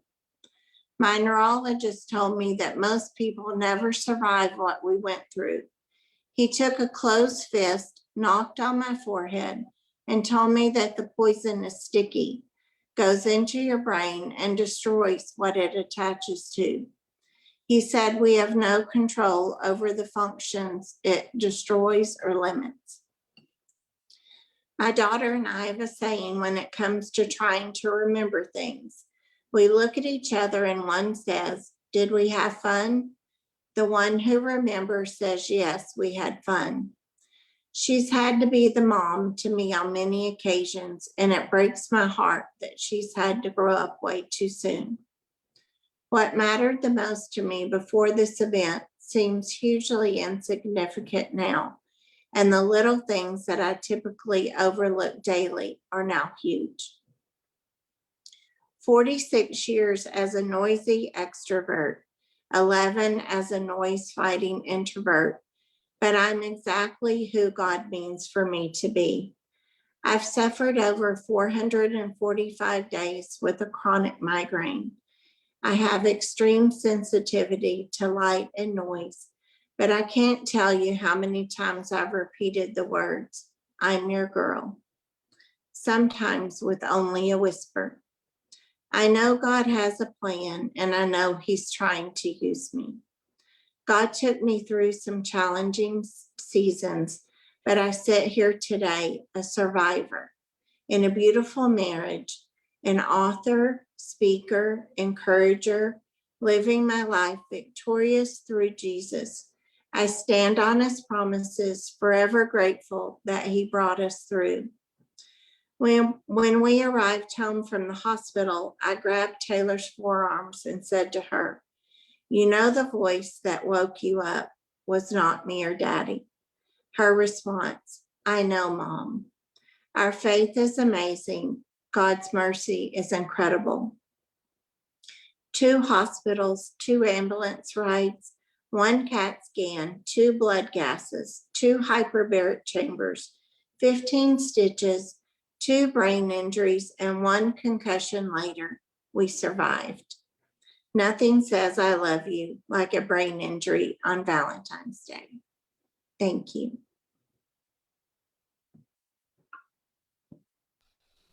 Thank you, Shelley. Thank you for being here today and sharing your story. And, you know, yours is such a remarkable story because you really shouldn't be here today, given the amount of carbon monoxide in your blood. So, you know, and it just goes to show again, like brain injury can happen in so many ways. It's not just sports or car accidents. Right. So thank you so much for being here. Thank you for the opportunity. And it's always great to get to share. You work so hard, and we appreciate all that you do for us. Thank you. I appreciate that. Okay, up next, we have Rhonda Alcorn from Gilbert, Arizona, and she is one of the co-founders of We're Moving Forward. And I just want to brag on Rhonda a little bit here. So 3 moms started this group because their sons had brain injuries, and they wanted to start a group that was social, a way to hang out and have fun and do things and go to events. And I've had the pleasure of visiting in Arizona several times and going to some of their events. And there's just nothing else like it in any of the states I've visited. And I just wish we could replicate it in every major city because it's such a great concept. So I really appreciate all you do, and I'm excited to have you here today. Thank you. Well, I appreciate the opportunity. You know, first off, you know me, I'm not a professional by any means in brain injury at all, you know, just kind of thrown into this like so many others. And my experience obviously is from the mom of my son that had a brain injury. So just real quick, my son suffered a severe traumatic brain injury in 2006 when he rolled his car 7 times when he fell asleep at the wheel of his car. He spent 5 months in the hospital, 3 of those in a coma, and he didn't follow his first command until he was about 4 months along. You know, we went through the whole process of inpatient, outpatient. He attended an all-day program for about 3 years. You know, same kind of story as so many of the panelists from earlier today, learning to have to do everything all over again as if you were a baby growing up, you know. So he's done all of that. I'm happy to say that today he's been working a job for almost 11 years now. He works about 19 hours a week. He was fortunate enough to find a benevolent employer, we call them, somebody that has a daughter with a brain injury and who understands some of the things we've gone through. And so he works about 19 hours a week, and he also volunteers 4 hours a week. So very proud of him and everything he's done. But I just wanted to share with you one of the most important things that I think helped us, and that was attending support groups. Through the support groups, we learn from personal experiences of what people have gone through, people that they've seen, you know, different therapies, different doctors, free programs that are available when your insurance is run out. There's just so many different things you can find out through those personal lived experiences from others, whether you are a family member, caregiver, or a survivor. Through those support groups is where we found the need for social get-together, social activities for survivors of brain injury. What we kept hearing over and over again is people don't get it, and all the friends are gone. And really, that's not just true for the survivors, it's also true for the family members or those caring for the loved ones of the survivors, because people are very uncomfortable. They don't know what to say, how to react, and they just kind of go by the wayside. And it was really sad learning about those who are sitting at home watching TV all day, sleeping all day, playing games all day, not wanting to do anything because they've lost their friends, or they just don't know how to reconnect, or you know, they're still learning to deal with the new person that they are from the different challenges and changes after their differing brain injuries. So about 3 years after my son's accident, I actually just started a real informal activity group over on our side of town, and it was called the East Valley Young Adult Activity Group, because my son at that time was in the young adult group and age category. And I just started sending out evites to people. We started out with about 6 family members, and they started getting together, and from there we kept being told that we needed to turn this into a nonprofit. And I didn't know anything about nonprofits. My background was in escrow and mortgage all my life for 23 years until Austin's accident. That's all I knew. So after about a few years of that, we had a mom approach us and say, hey, if you want to get serious about this, I know an attorney that will do this for you for free. So there were 2 moms that were always at all the activities that I planned, and I reached out to them because they were always the ones helping with everything, suggesting activities. And we got together and visited this attorney, and we went from there and turned our little activity group into an actual nonprofit. And the reason why I wanted to share this story with you guys was that wherever you are, if you're feeling the same kind of void as far as any kind of social and recreational activities, you don't really even have to start out big and do a nonprofit. You can start yourself, get other people involved, and send out evites and start getting these guys back out into the community. It is so important for them to be around others who have a better understanding of the journey that they're going through. And although we're not an official support group, we're that invisible support group, because when survivors get together, they start sharing their stories, they start learning from each other. And the same thing with the family members. We kind of let the survivors kind of do their thing and we do our own thing. And it really is an invisible support group. I'm happy to say that we've gone from about 6 family members. We're up to hundreds at some of our activities now. We have annual events such as our annual Survivor Celebration Picnic. We do an up north trip every year where we take folks out. We have 2 other nonprofits that join us and bring up kayaks and recumbent bikes, and we get them out and about doing that. We've got an annual day in the country, which is my absolute favorite, where we do adaptive hay rides, so even those in wheelchairs can get up on the hay rides, and cotton candy, snow cone, you know, country dances, the whole works. And then we have been doing for quite a few years now our themed Christmas dinner and dance get together at the 1st of December every year. So anyway, the whole point of this is, you know, if you feel called like me, I just kept feeling like I needed to do something, and it was a big step to do it. I knew nothing about what I was doing, but we have grown. We've been a nonprofit now. We're going on our 7th year. There are 2 of us that run the organization.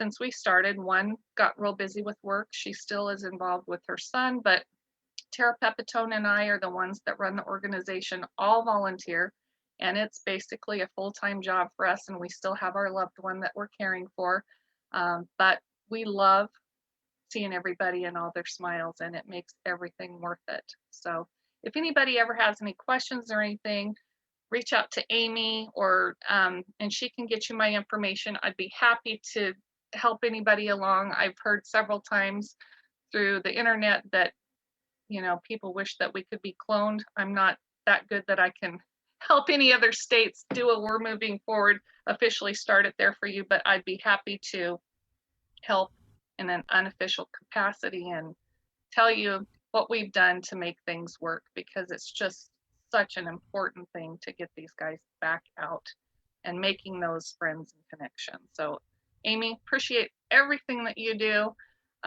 You're just awesome in how much you've helped spread awareness about brain injury, and I can't wait until you get back out on the road again. I know, me too. But I was gonna comment, what was it I was there for? Was it a prom that we did? Well, initially we asked you, when I first met you, I reached out when your first book was getting ready to come out. And so we had you out as a guest speaker. And then you were here for the Social Bowl. And then you were here for our themed dinner and dance. That one, I believe, was, I think it was our black and white one that we did. Pretty sure. I remember Tara and I were in like longer type dresses. Yeah, we were all dressed up. And the guys were in suits. Yeah, and you know, it's just, you get these survivors together, and it's all varying degrees of survivors. Some are more functioning than others, and like Adam's in a wheelchair, an electric wheelchair. But like, we have so much fun together. Like, it's just such a loving, caring environment, and I absolutely love being part of your events, and I wish I could be there all the time. I know. Well, you know, you can always look ahead to our schedule and decide on what you want to be at, you know, and come on out. So anyway. Well, thank you for sharing today. And again, just thanks for all you do. And it's always such a pleasure to be part of your events. And I appreciate you including me. And I'm glad you reached out to me that first time and connected. Me too. Everybody loves you, and they always love it when you're here with us. So you're welcome anytime. Well, thank you, Rhonda. Thanks for being here and sharing today. Okay, next we're going to have Kelly come here. Well, actually, Kelly, is Emily here too? Emily, can you turn your camera on? There we go. Can you bring both of us in here, or both of you in here? Yes. I just want to acknowledge Emily and Kelly, they are the ones behind the scenes helping me today. Putting something like this on is a ton of work. And so I'm so grateful that they are here to help me so that I don't have to do every function of this. You're still So I just pretty much doing every function. So I just wanted to bring you in and say thank you again. And then Kelly, you wanted to say a few words about the World Migraine Summit coming up. Yes, so that's another project that I'm working with. It's a nonprofit. And so my biggest brain injury symptom, both from the beginning and still to this day, 7 years later, is I have intractable migraine. And I never experienced migraine disease at all before the attack, but it really just triggered something genetically in me. And I have been living in absolute chronic pain. And so I got involved in the Migraine World Summit, where we go and we interview different neurologists. And that's another distinction I would like to make. So I saw so many neurologists, and most of them didn't care about migraine whatsoever. They're like, you're not going to die, so you're probably fine. Like, just because you're in debilitating pain every second of your life, it's not really that big of an issue. And I thought that was the best we could get. So I found out that there's actually qualifications like continuing education a neurologist and other practitioners can do called a headache specialist. And if you're dealing with chronic migraine and you're not getting help from a typical general practitioner or any other therapy, you should try your hardest to get in to see a headache specialist, because they care and they recognize migraine for the debilitating neurological disease that it truly is. So with that knowledge, we go to the different headache medicine conferences around the world and we interview different neurologists. And it's starting tomorrow, which is very convenient. And it's running through March 25th. And so each of the talks are free for 24 hours. And one that I personally did the interview for that I think a lot of you would be very interested in was with Dr. Mo Levin. And he is the head of headache medicine at UC San Francisco. And it's about post-traumatic migraine and the different types of headache or migraine that we experience after concussion and other brain injury. So I'm hoping that will provide us all some answers on what do I do? Why aren't traditional migraine medications working for me? How do I go from here? And even just the other interviews that just talk about migraine in general, I think will be really, really helpful. And I hope you all learn a lot from it. I'm very proud of it and I'm very excited about it. And, it's also a much needed summit.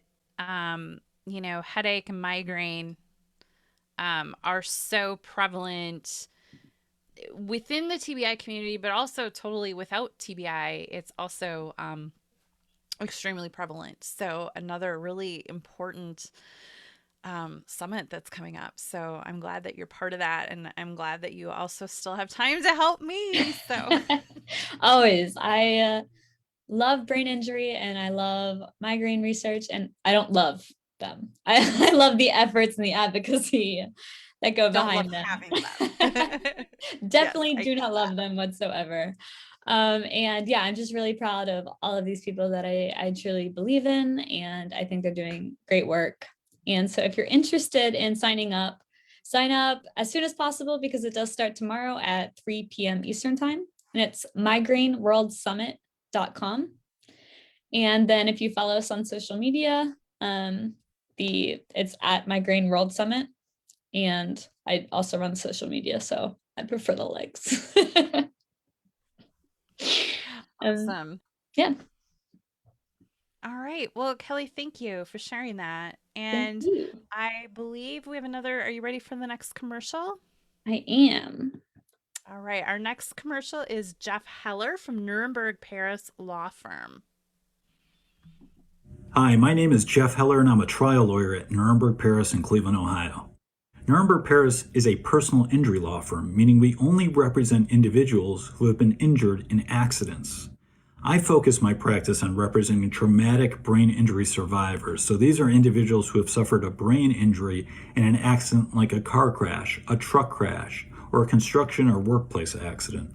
My clients come to me because they have a range of symptoms that unfortunately will likely be with them for the rest of their lives. Concussion-like symptoms like nausea, vomiting, dizziness, vertigo, tinnitus, difficulty concentrating, difficulty understanding conversation, difficulty reading.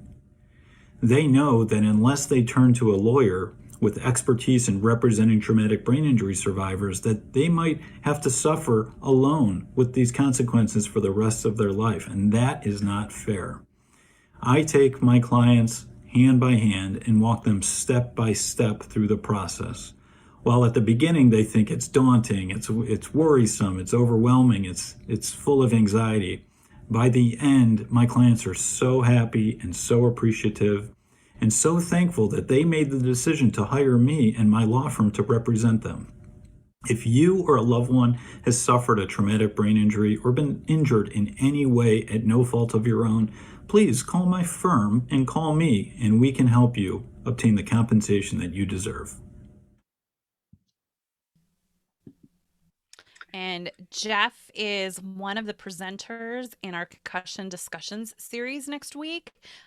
He is an incredible human, and he is extremely knowledgeable in TBI law.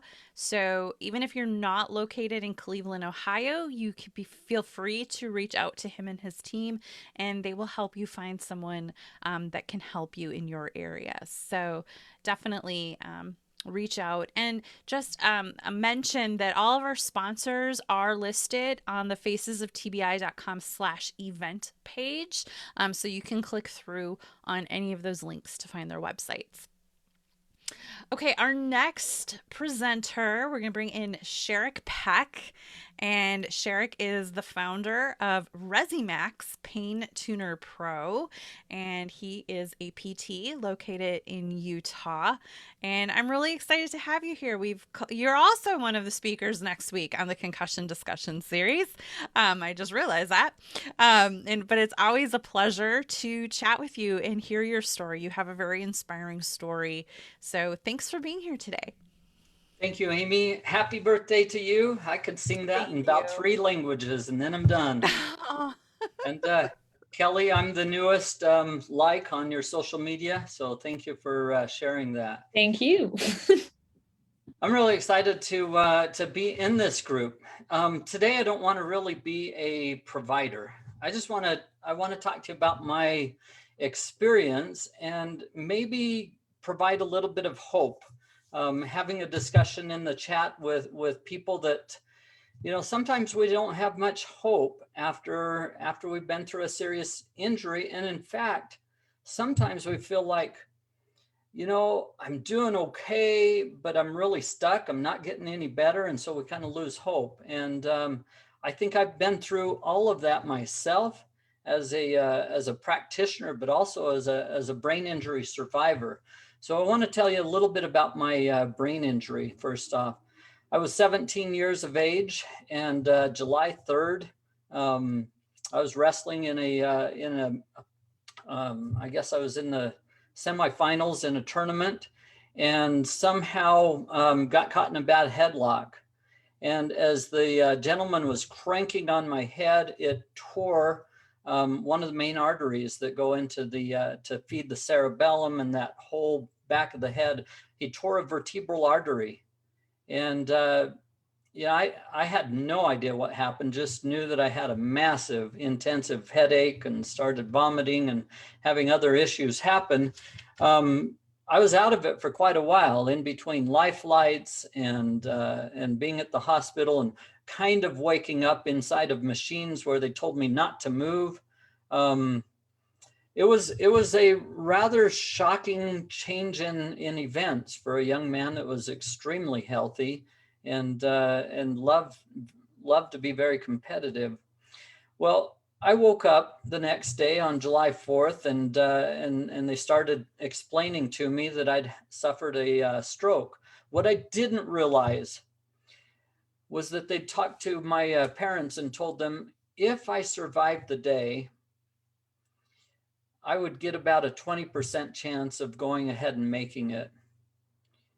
And if I could survive the next day, they might bump that up to 30 and maybe 40%. And so it would go over the course of several days. If I could make it a week, they had a pretty good idea that they would be trying to figure out where to send me for rehab for months and months and months while I learned to get my function back. I had to learn to feed myself again. My sister showed up at the hospital one day and she said, "It's time for you to learn how to knit." And I'm like, knit? I can't even make my left arm work. And, you know, I got to experience some things that were very, very difficult. Lost the use of the left side of my body, lost the sensation, and my eyes, it seemed to me like I saw multiple of everything and I couldn't get those eyes to work. Well, slowly in time, things started to come back to together, but I had ongoing problems for a long, long time. I've written about some of those experiences in the in this beautiful Brain Health magazine. But I've got some of my own experiences in there because I think that it's important for people to realize that there is hope, and we never give up. I work with individuals now that you know have been 20, 30 years after an injury, and I say, don't give up. I'm still gaining things now. I went to a conference last year with Dr.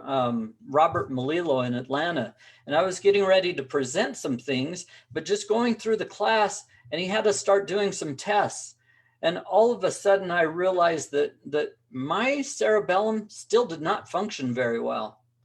And so just understanding that, I've targeted some therapies on myself in the last year that have helped get that sense of awareness and proprioception and balance back online a little bit more. And any of us, wherever we're at, there are always things that we can do to improve. My own story, going back, I spent my senior year in high school. I had to drop out of all of my hard classes. I did get back into high school, but I changed everything. I went through a serious depression because I lost all my friends. I lost all my buddies. Nobody likes to come and hang out with you when you've had a brain injury and you are very repetitive. You ask the same things over and over again, and they think that's kind of funny, but your brain, it doesn't remember the answers. And so I went through a very transitional period of time during my 18th year. But I learned some great things. I learned that I can survive incredible odds to be able to come back and function again. I learned that you can get your vision back. You may have to try all kinds of things until you can figure out the right component, and maybe it's lenses, maybe it's, you know, focused eye movement exercises. There's so many different things that might help a person, but they don't all help everyone. And, you know, in my career, and I'll talk a little bit more about that later on, I have gravitated towards trying to understand resonant therapies or vibrational therapies. And some kinds of vibrational therapies are not so good for people. And others can literally speed up the healing components in their brain. Led me to an invention. I've now got several patents and copyrights and things that I never expected, you know, to go through. I find myself manufacturing because I couldn't figure out how to find somebody else to do things for me. There are so many things that we can accomplish and do if we don't give up. You know, Amy, you're a great example of that. You've had a number of hits, and you just keep getting up and going and going and going. And yes, we still have to deal with chronic pain. I've had pain all my life. Started out from breaking my neck when I was under under the age of 2. There are all kinds of things that all of us have to deal with in life. But if we can have a little bit of hope and just keep putting one foot in front of another, we have the ability to heal, and we have much better ability to heal if we'll gather a community around us. Well, those are the main things that I wanted to share today. When we come and talk next week, we'll talk a little bit more about our cool invention, but today's not the day for that. Today is just a day for hope, and hopefully you can see that we can suffer from all kinds of injuries and illnesses in life, but as long as we get up and we try and keep building ourselves back up, we'll eventually get back on track. We'll eventually be able to help a lot more people in this world. And that's where my dedication is. I just want to help as many people while I have this little time on earth as I can. And a lot of that's based on my experiences. I became a physical therapist, later got a master's degree in counseling because I wanted to understand how to help people get back on their feet when they had experienced things like I had. And it's just what we do. It's what we do. I've had a wonderful experience and been able to help an awful lot of people. I've watched the paralyzed get back to walking. I've watched people with strokes that the doctors said would never function again. I've watched them live independently again. And that's fun. It's so fun for me. Now I work hard to help people all over the world to understand ways that they can help their children, help others with brain injuries, and get back to functioning too. I feel like I'm doing a better and better job of that with others helping to spread the wonderful message that we don't have to give up, right, Amy? Mm-hmm. There's always hope, no matter where we are in our journey. So thank you so much, Sherrick, for being here today. I appreciate it. It's just always a pleasure to have you and sharing your story. Thank you. All right. I think Kelly. Yep, there we go. Hi, everyone. Welcome to the Concussion Discussions series. PTSD is a function of your brain, but there are therapies that you can engage in to help you rebuild some of those pathways that can help you get this stuff back under control. What is brain training? What does the program look like? We like to call it creating a mental sweat. And so we find almost your point of failure and push you right past that. And we're going to be talking all about brain fog after concussion. It's great to even talk about this because I think a lot of people that watch this will go, that's what I'm experiencing. So, what used to take somebody, 2 or 3 drinks to feel the effects may now take them a few sips. This is an entirely different thing. You're in this water, you're immersed. So it's almost like having a biological gyrostim. Yes.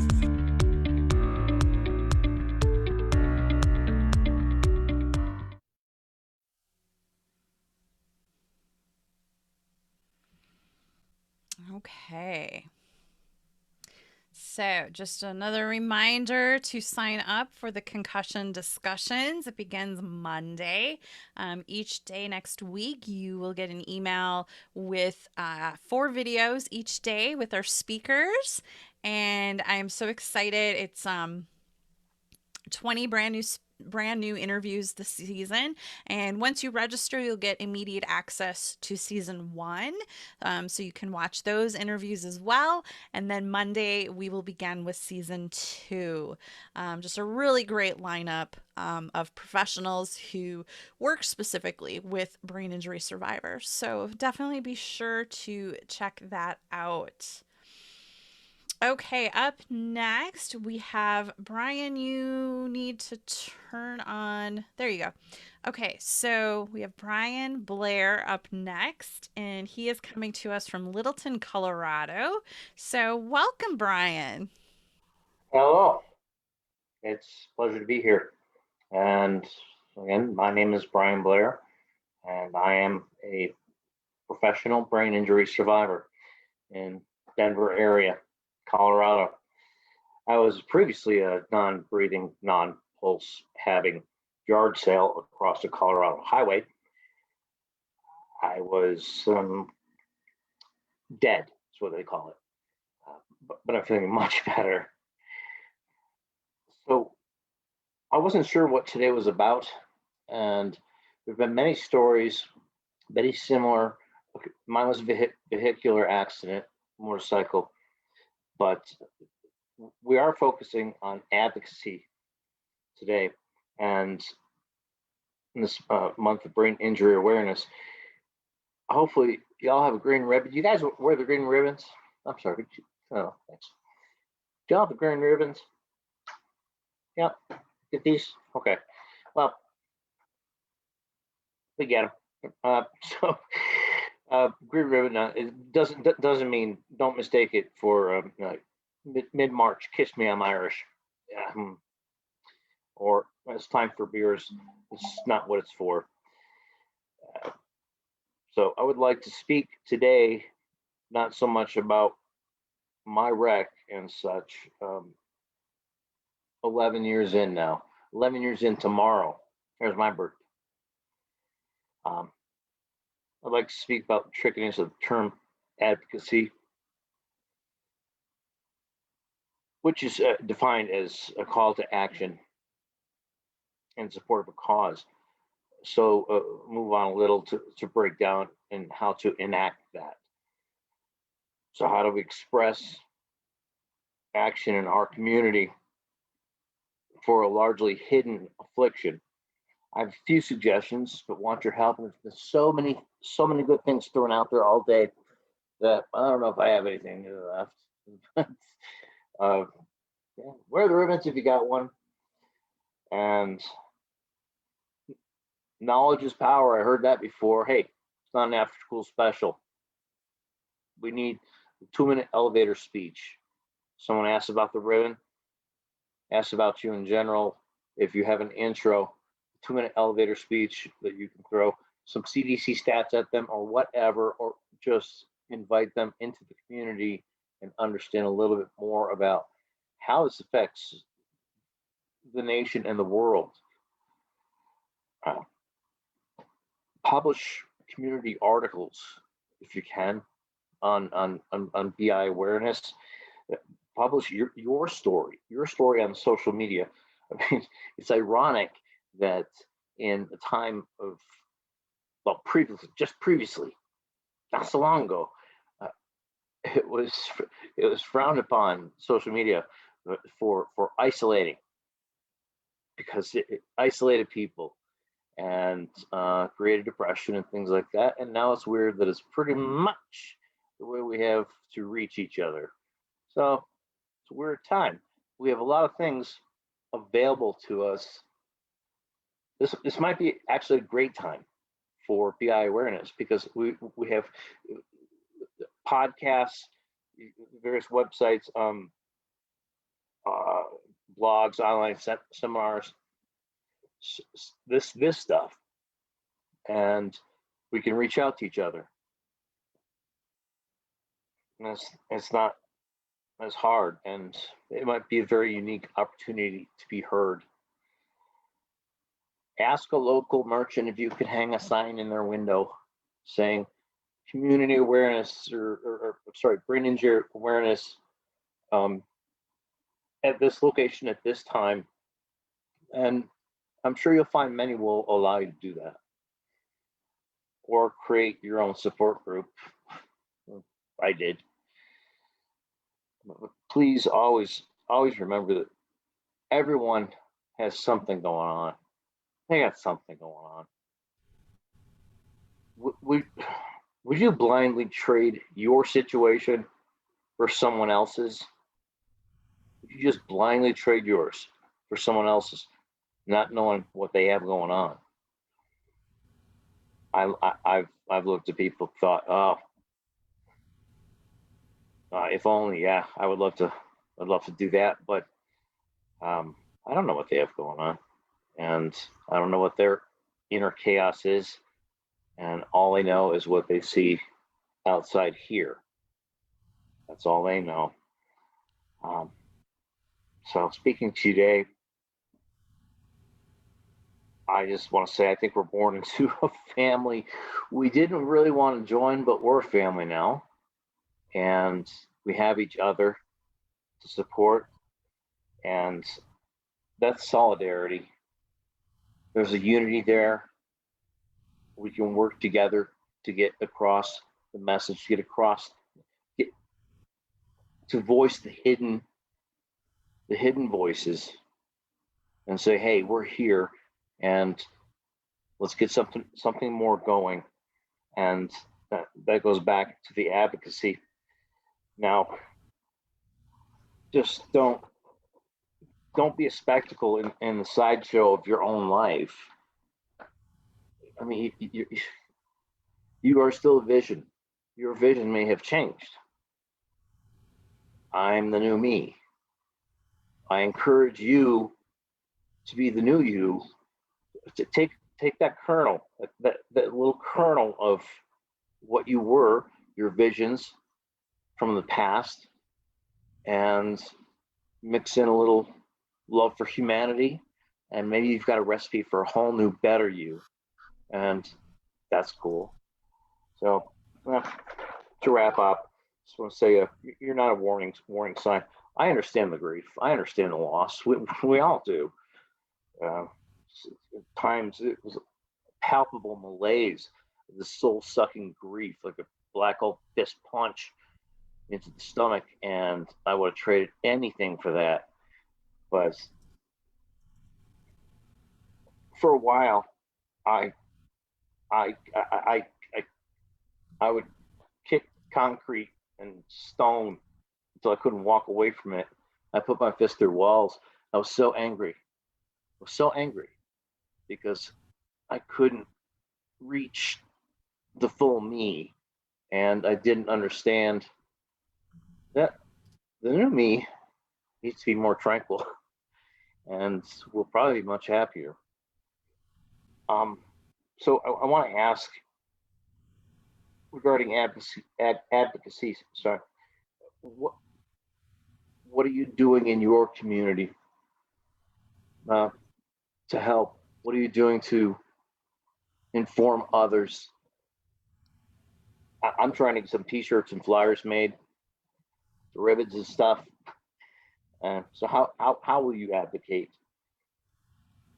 But I'm not here to bring up stats and preach and stuff like that. I'm really not. I'm here again as a professional survivor. And so let's look at some of the positives of being brain injured. I mean, they may not be able to see it, but we can let them hear about it. But some of the positives. Coming up, you can hide your own Easter eggs. Yeah? I don't know. Okay.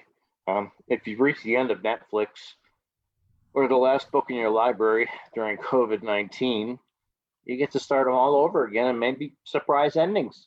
So that's cool, maybe.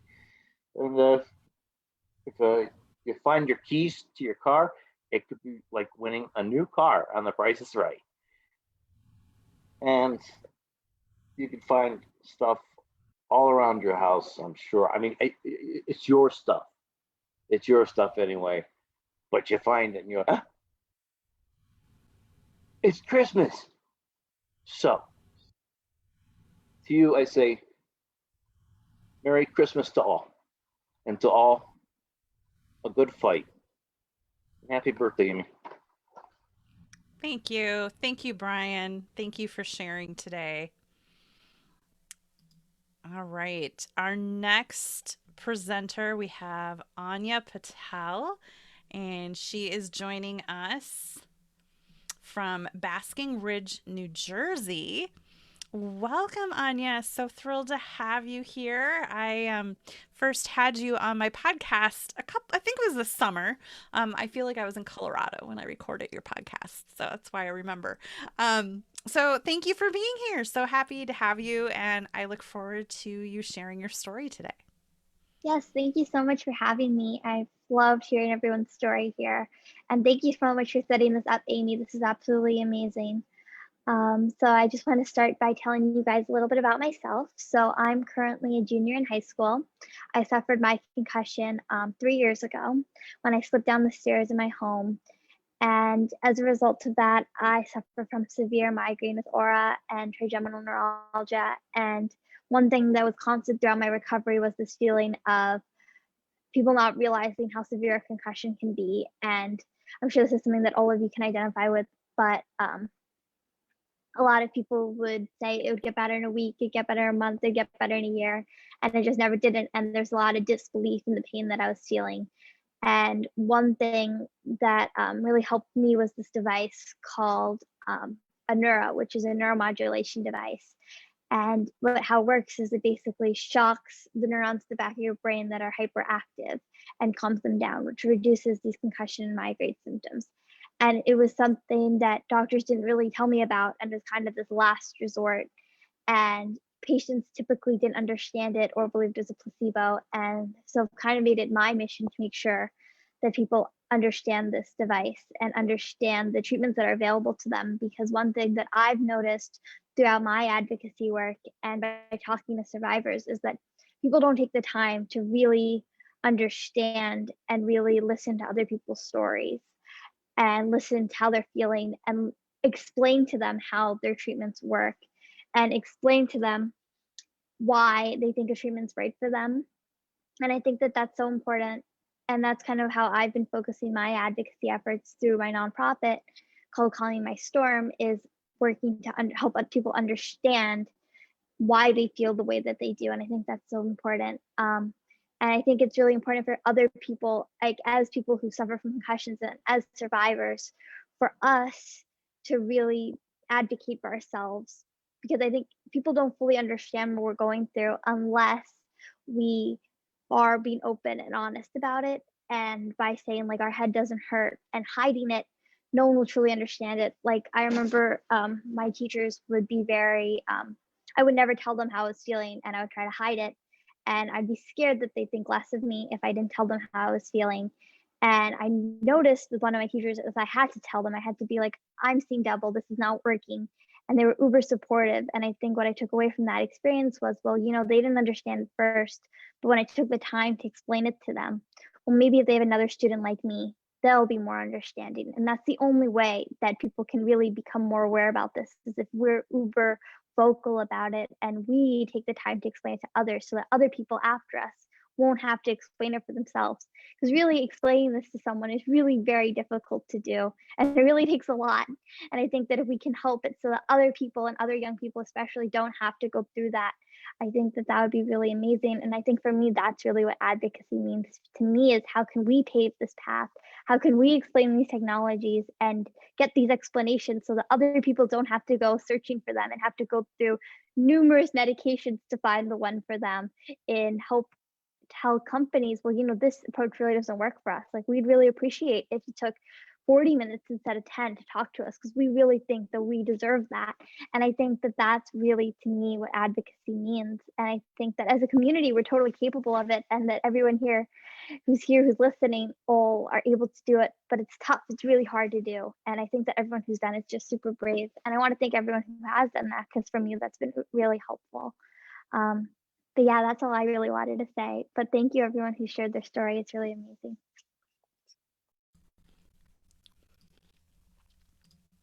Thank you, Anya. Thank you again for being here today. I really appreciate it. And, you know, do you mind sharing how old you are? Yeah, I'm 16. I love that you have the courage and the transparency and the authenticity to share your story at such a young age, because it's, you know, it's so important. Like, I connected you with my friend Reka, who, you know, she went from being an honor roll student in advanced classes to being held back a year because the school wouldn't give her accommodations. And that just shouldn't be happening. You know, here we are, it's 2021. Like, we know more, we know better. So it takes voices like yours and hers and all of us to really, just help raise that awareness. We've talked a lot today about doctors, but also for teachers and school staff. So thank you. Okay, our next speaker today is Amy Chang, and she is joining us from Longmont, Colorado. Welcome, Amy. Thank you, Amy. Thank you for having me. And Anya, I just want to say that I loved your speech, and you're very brave and very, I just really respect that, because I've worked with a lot of adolescents, children with brain injury. And sometimes, as a optometrist on a rehab team, we try to encourage our students to really advocate for themselves. And I think, like you speaking up, and you're giving a voice to some people who are not maybe as brave or as able to open up. And there's, just from a practitioner side, I know there's a huge difference in people who, I say, how's your family handling, and how is your work handling all this? And people who, are doing better, they always say, hey, my boss had a brain injury, or, oh, my neighbor had a brain injury. So they've told us kind of what to expect, what to go through, and they're so much more supportive. So advocacy, I see it in the exam room, have a major impact on just how people are able to heal and how they're able to have community support and understanding. Okay, so my name is Dr. Amy Chang, and I'm a neurooptometrist. Actually, I was the first neurooptometrist for the U.S. Army, or the U.S. military. So I worked in military and civilian hospital settings. I'm here to talk to you a little bit about how vision is affected after a traumatic brain injury, and especially for people who have persistent symptoms, who fall in that post-concussive syndrome era. Pretty much like 70 to 80% have a visual underlying diagnosis. And so what we're talking about could be things that are really obvious, such as blurry vision, difficulty focusing, light sensitivity, reading and computer work. But it can be also more subtle. Some people just say, I can't seem to focus very well. I thought it was just my attention. Or, it can be people who feel really off balance or very visually overstimulated. So really the visual effects of a brain injury can go from the more obvious to the more subtle. But vision is one of those senses where we can have a major impact on someone's recovery. So we're able to, with special prism lenses, with tints, sometimes even just a little filter on the inner portion of your glasses, able to make an immediate reaction with how your brain is able to function. So sometimes, your brain just needs a special lens to help kind of sort and organize all your vision, and all of a sudden balance is better, able to read, able to concentrate. So, and a tint to help with light sensitivity, people can be in their house with the lights on, or the windows open. So that's in terms of just like lenses and things like that, but also vision rehabilitation. Sometimes this is done with occupational therapists in the hospital setting. Sometimes it's done with vision therapists, private practices. But with vision rehabilitation, we're able to make actual changes in the brain. And I was part of a research study, a prospective study through the University of Minnesota and Hennepin Healthcare in Minneapolis, where we took functional MRIs of patients with vision deficits, and then we did it again after they've had vision rehabilitation, and there was an improvement in the areas of the brain relating to visual processing. So we can make actual changes to the brain function, and oftentimes more so than not improve a patient's ability to be able to read, to be able to go back to sports that they love. And so I think that that's where I wanted to kind of share that with you guys, that if you haven't had a visual evaluation and you're still having symptoms from a brain injury, really seek out a neuro-optometrist or a developmental optometrist and get your vision assessed and get figure out, because I believe vast majority do have problems, and the research studies show. Some sources for where you can go would be, number one, NORA. I think their new website's NORA Vision Rehab. It stands for Neuro-Optometric Rehabilitation Association, which is a developmental and neuro-optometrist, and also COVD, College of Optometrists of Visual Development. And if they have an F in front of their name, like FNORA or FCOVD, it means that they've had extra training in this area. And so that's where you can try to find those resources in your community. And if you happen to live in Minneapolis or near that area, go to Hennepin Healthcare. I know we're not supposed to advertise. I don't even work there anymore, but it's a great hospital that has a wonderful vision rehabilitation program. So, yep, that's all I had to say. And thank you so much for your time. Thank you, Amy. Let me get my spotlight back here.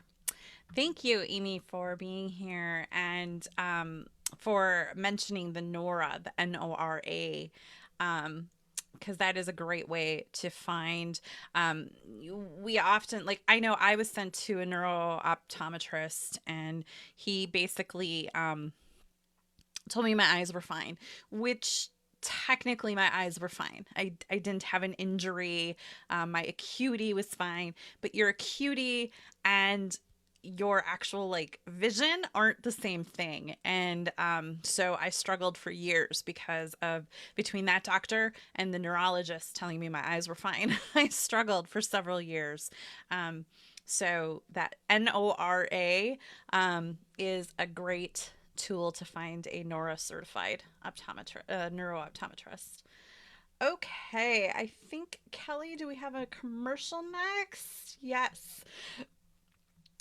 Integrated Brain Centers, again with Shane Stedman. Hi, everyone. My name is Dr. Shane Stedman, and I'm here with Integrated Brain Centers in Denver, Colorado.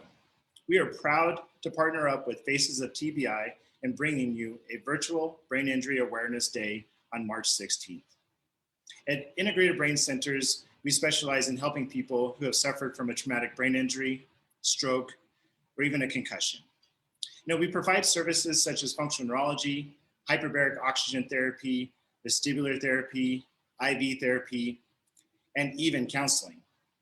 So we know that a traumatic brain injury can be a very complex condition, and so we provide a very comprehensive approach to getting our patients well and onto a road to recovery. Again, we're excited and proud to join up with Faces of TBI and bring you this awesome event on brain injury awareness. We hope you enjoy the day that's packed full of speakers and caregivers and advocates. It's going to be a phenomenal day. So if you want to learn more about Integrated Brain Centers, you can visit our website at www.integratedbraincenters.com, or you can visit us on our social media platforms. We hope you have an amazing day full of speakers and a lot of information, and we look forward to meeting you soon. Awesome. And again, Integrated Brain Centers, Dr. Shane Stedman and Perry Maynard, they are who I have teamed up with on the doctor recommendation guide. And so if you fill out the doctor recommendation guide at Faces of TBI, one of those doctors will get in touch with you for a 15-minute phone call to try and find a provider that is best suited for you, hopefully in your area. So go ahead and I think Emily just put that link in. All right. Our next speaker is Donna Masing, and she is coming to us from Gold Coast, Australia, where it is actually Wednesday morning. It is already St. Paddy's Day there. It's no longer my birthday in Australia. So welcome, Donna. So thrilled to have you. Hi, Amy. Happy birthday for yesterday and happy St. Patrick's Day from the future to everyone there. It was a bit of a mission to figure out what the time difference would be today, but I'm here and I'm so excited to be speaking with you all. As Amy mentioned, I'm coming to you from the Gold Coast of Australia, and I am a TBI and a PCS survivor from a surfing accident that happened back in 2016. I've loved hearing the stories that everyone has had to share today, but instead of going too much into what happened to me, I just wanted to share with you guys the 5 top tips that really helped me in my recovery that I wish I had someone tell me at the very start of this long journey. So the very first one were Post-it notes. I love Post-it notes. I really needed to write things down all of the time. So what I ended up doing was making a flow chart. On the back of my front door, I started with problems. So was it a mechanical problem, an emotional problem, a physical problem? And then the next Post-it note down would be possible solutions. So essentially, can I figure this out for myself? The next Post-it note down from that were names and numbers of people who could potentially help me with this. I had issues with memory and with facial recognition, so I literally didn't know who my friends were. And if I was having an episode, it would be even harder to recall, who is it that I'm supposed to ring if I'm feeling sad or if I'm hungry because I can't go to the grocery store. But if I had it there on the back of my front door written in front of me, I could take as long as I needed to go through each of the Post-it notes and just try to figure it out myself. And then if I couldn't do that, go to the next step, which was asking someone for help. So that's an idea that you guys can put into practice if you need that type of assistance. The second tip that I have for you today is to keep a diary. Now, I used to keep it super simple, and it was just a score out of 10. And I would score things like my sleep, my pain level, my nutrition, my mood. And what that meant was that when I went to go and see my doctors or my specialists, I could then have it right in front of me, like the data right in front of me of how I was actually feeling. Because we as humans are, kind of susceptible to this thing called state-dependent mood. So the mood that we are currently in when someone asks us about how we're sleeping or how we're feeling is going to influence the answer that we give. So if we're having a bad day and someone says, how have you been feeling lately? We're far more likely to say, I've been terrible. I've been bad. Everything's, completely out the window. And similarly, if you've been having a good day, you might be reporting that you've been doing better than you actually have. So writing things down will really help to have that data in a place where the doctor can look at it, from that objective perspective, and you're not being influenced by, the environment or your mood on that particular day. The next step that I have for you is to be honest. Be honest about the way that you're feeling with your friends, with your family, with your medical practitioners. If you are reluctant to accepting help because you're not being honest, first and foremost, with yourself, it's going to be a lot more challenging for people to offer you the type of support that you need.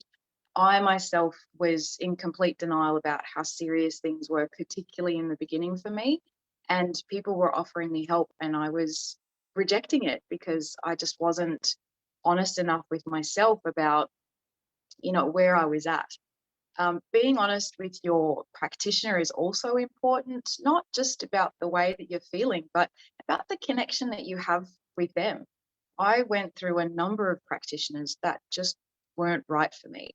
And as a therapist myself, I know that I don't take it personally if someone comes to me and we just don't gel and they don't want to come back and see me again. They'd rather see a different therapist. And that's totally okay. You don't need to try and impress your doctor or your specialist. If you don't like them or they're not helping you in the way that you need to be helped, then go and find somebody else. Don't be afraid to be honest and say, this professional relationship is not working for me.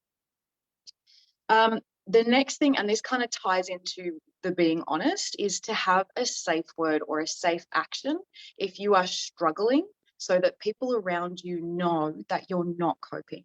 I used to struggle a lot with overstimulation and with bright lights and bright sounds. So I would put up my hand and just say, stop. And that can sound pretty confronting, especially if I was out with a group of friends trying to reintegrate myself back into society and doing, typical things like going out to dinner. But if everything was getting too much for me, I would just say stop, rather than let things get to the point where I ended up having an episode. And what that meant, and my friends were aware of the fact that if I put up my hand and said stop, it meant that the lights needed to go down. If there was a TV on, it needed to go off, or the radio needed to go off. Everyone needed to stop talking. Don't fuss over me. Don't ask me if I'm okay. Just everyone stop and let me take a breath, relax, recenter myself, and then we can move on from that point. Now, there might be some of you watching this thinking, well, you know, I can't do that. That's too rude, or I'll lose friends if I do that. Well, I can assure you I lost a lot of friends in the process of my brain injury recovery. And as much as it hurt at the time, what I found out afterwards was that it just made space in my life for people who deserved to be there. And you will find that when you are honest and open about what your needs actually are, people will come into your life who actually want to be there with you to help you through that journey that you're on. So don't be afraid to have that safe word or that safe action, and just call it and say, I need a moment. And the last tip that I have for you guys is the most important one of all, and that is don't ever give up. I was at a stage in my recovery, probably about 6 to 8 months in, when my doctors were frustrated. I wasn't getting any better. They didn't know what to do. And in Australia, we've got a really different approach to concussions and traumatic brain injuries than you guys do in America. So my GP had started me on acceptance therapy, which was basically saying, you're never going to get better, and you need to start accepting your life now as someone with a disability. And that didn't sit well with me, and it didn't feel right. So what I did was I reached out to some friends in the United States, in America, and I said, I need help. And I traveled all the way across to the other side of the world to go and see some concussion specialists and to start doing treatments like hyperbaric oxygen therapy. And that is something which helped me immensely. So if someone is saying to you, it's time to give up, then go and ask somebody else.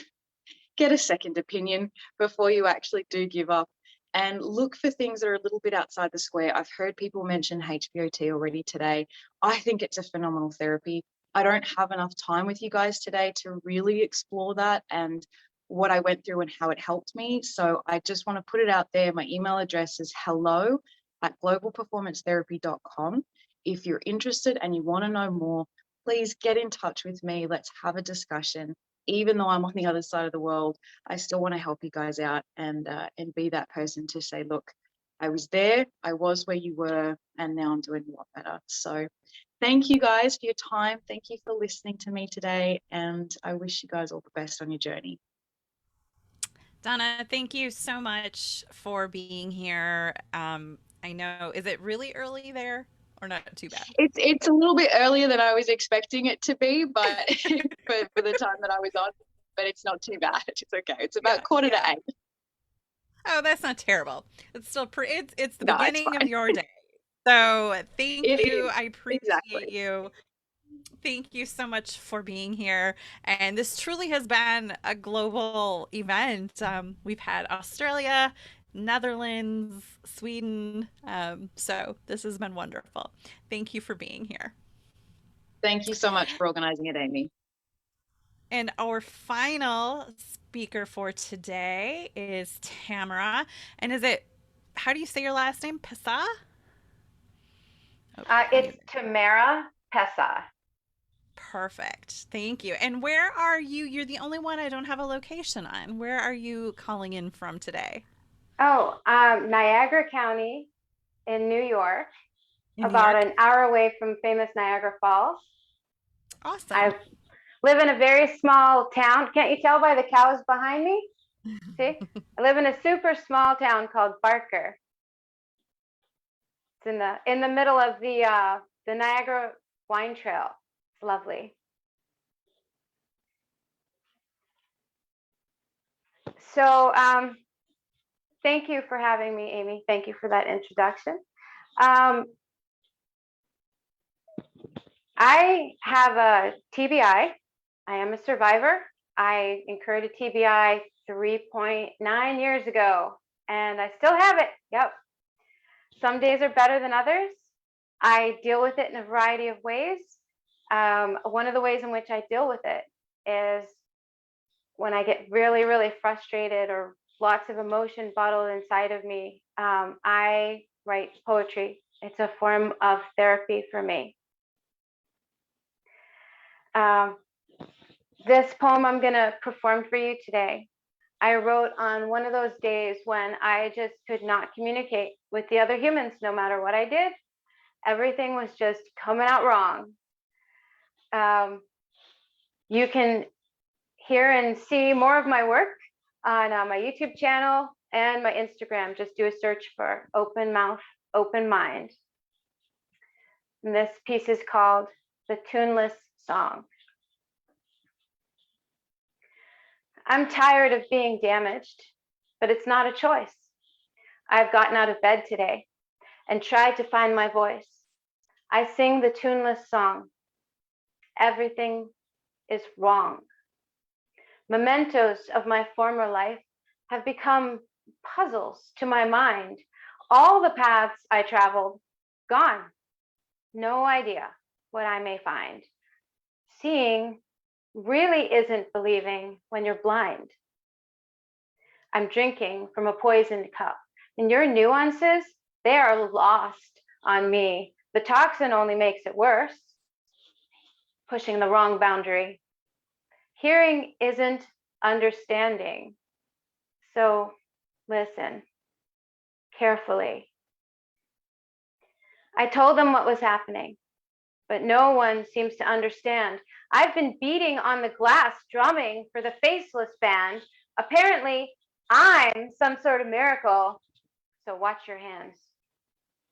Tonight, you pinned me to the wheel, and you came at me with snapping eyes that sliced the fog inside my head with spiky words. You threw like knives. You wrapped me up in blame. I'm still spinning. The tuneless song plays in my head. How can I go on from here? I don't know the words to sing. The faceless band plays it by ear. Feels like I'm underwater and nothing is clear. I'm tired of being broken, but it's not a choice. Dragged myself out of bed and tried to find my voice. I sing the tuneless song. Everything feels wrong. Everything feels wrong. Thank you. There's been a lot of speakers today, and I've heard a lot on not losing hope. And I'm standing before you today as someone who has fought that battle to not lose hope. Thank you. Thank you so much, Tamara. That was wonderful. Thank you for being here. That was a great way to close out our speakers today. So thank you for sharing, and thank you everyone for being here today. I know it's been a long day, and we had a ton of speakers, a ton of information, but I really hope that you guys got some inspiration out of today, maybe even some resources out of today. And I, just want to remind you of the resources at facesoftbi.com. You can find my podcast there. You can find my TBI TV, concussion discussions coming up next week. You can register at concussiondiscussions.com. I have my yoga practice that you can take part in. Just so many opportunities for you to be involved in things if you so choose. So thank you everyone from the bottom of my heart for spending my birthday with me here today for a virtual Brain Injury Awareness Day. And, hopefully next year, this is birthday number 2 in quarantine. So hopefully there won't be a third. And so hopefully next year I will be able to go to Washington, D.C. for National Brain Injury Awareness Day. But I'm suspecting I might still do a virtual event like this again next year, just because it's so much more accessible. I mean, look, we had 3 other countries joining us today. And people were able to join from the comfort of their home. So again, just keep your eyes peeled for next year. Hopefully we can travel, but I think I'll still do something virtual. And just a huge thank you to Kelly and Emily for helping me today. This has been a lot of work for all of us, so I just appreciate you guys being here. And have a great day, everyone. And I will see you, I think, March 30th for TBI Bingo, if you get registered for that. And I will see you in Amy's TBI Tribe. Have a great day, everyone.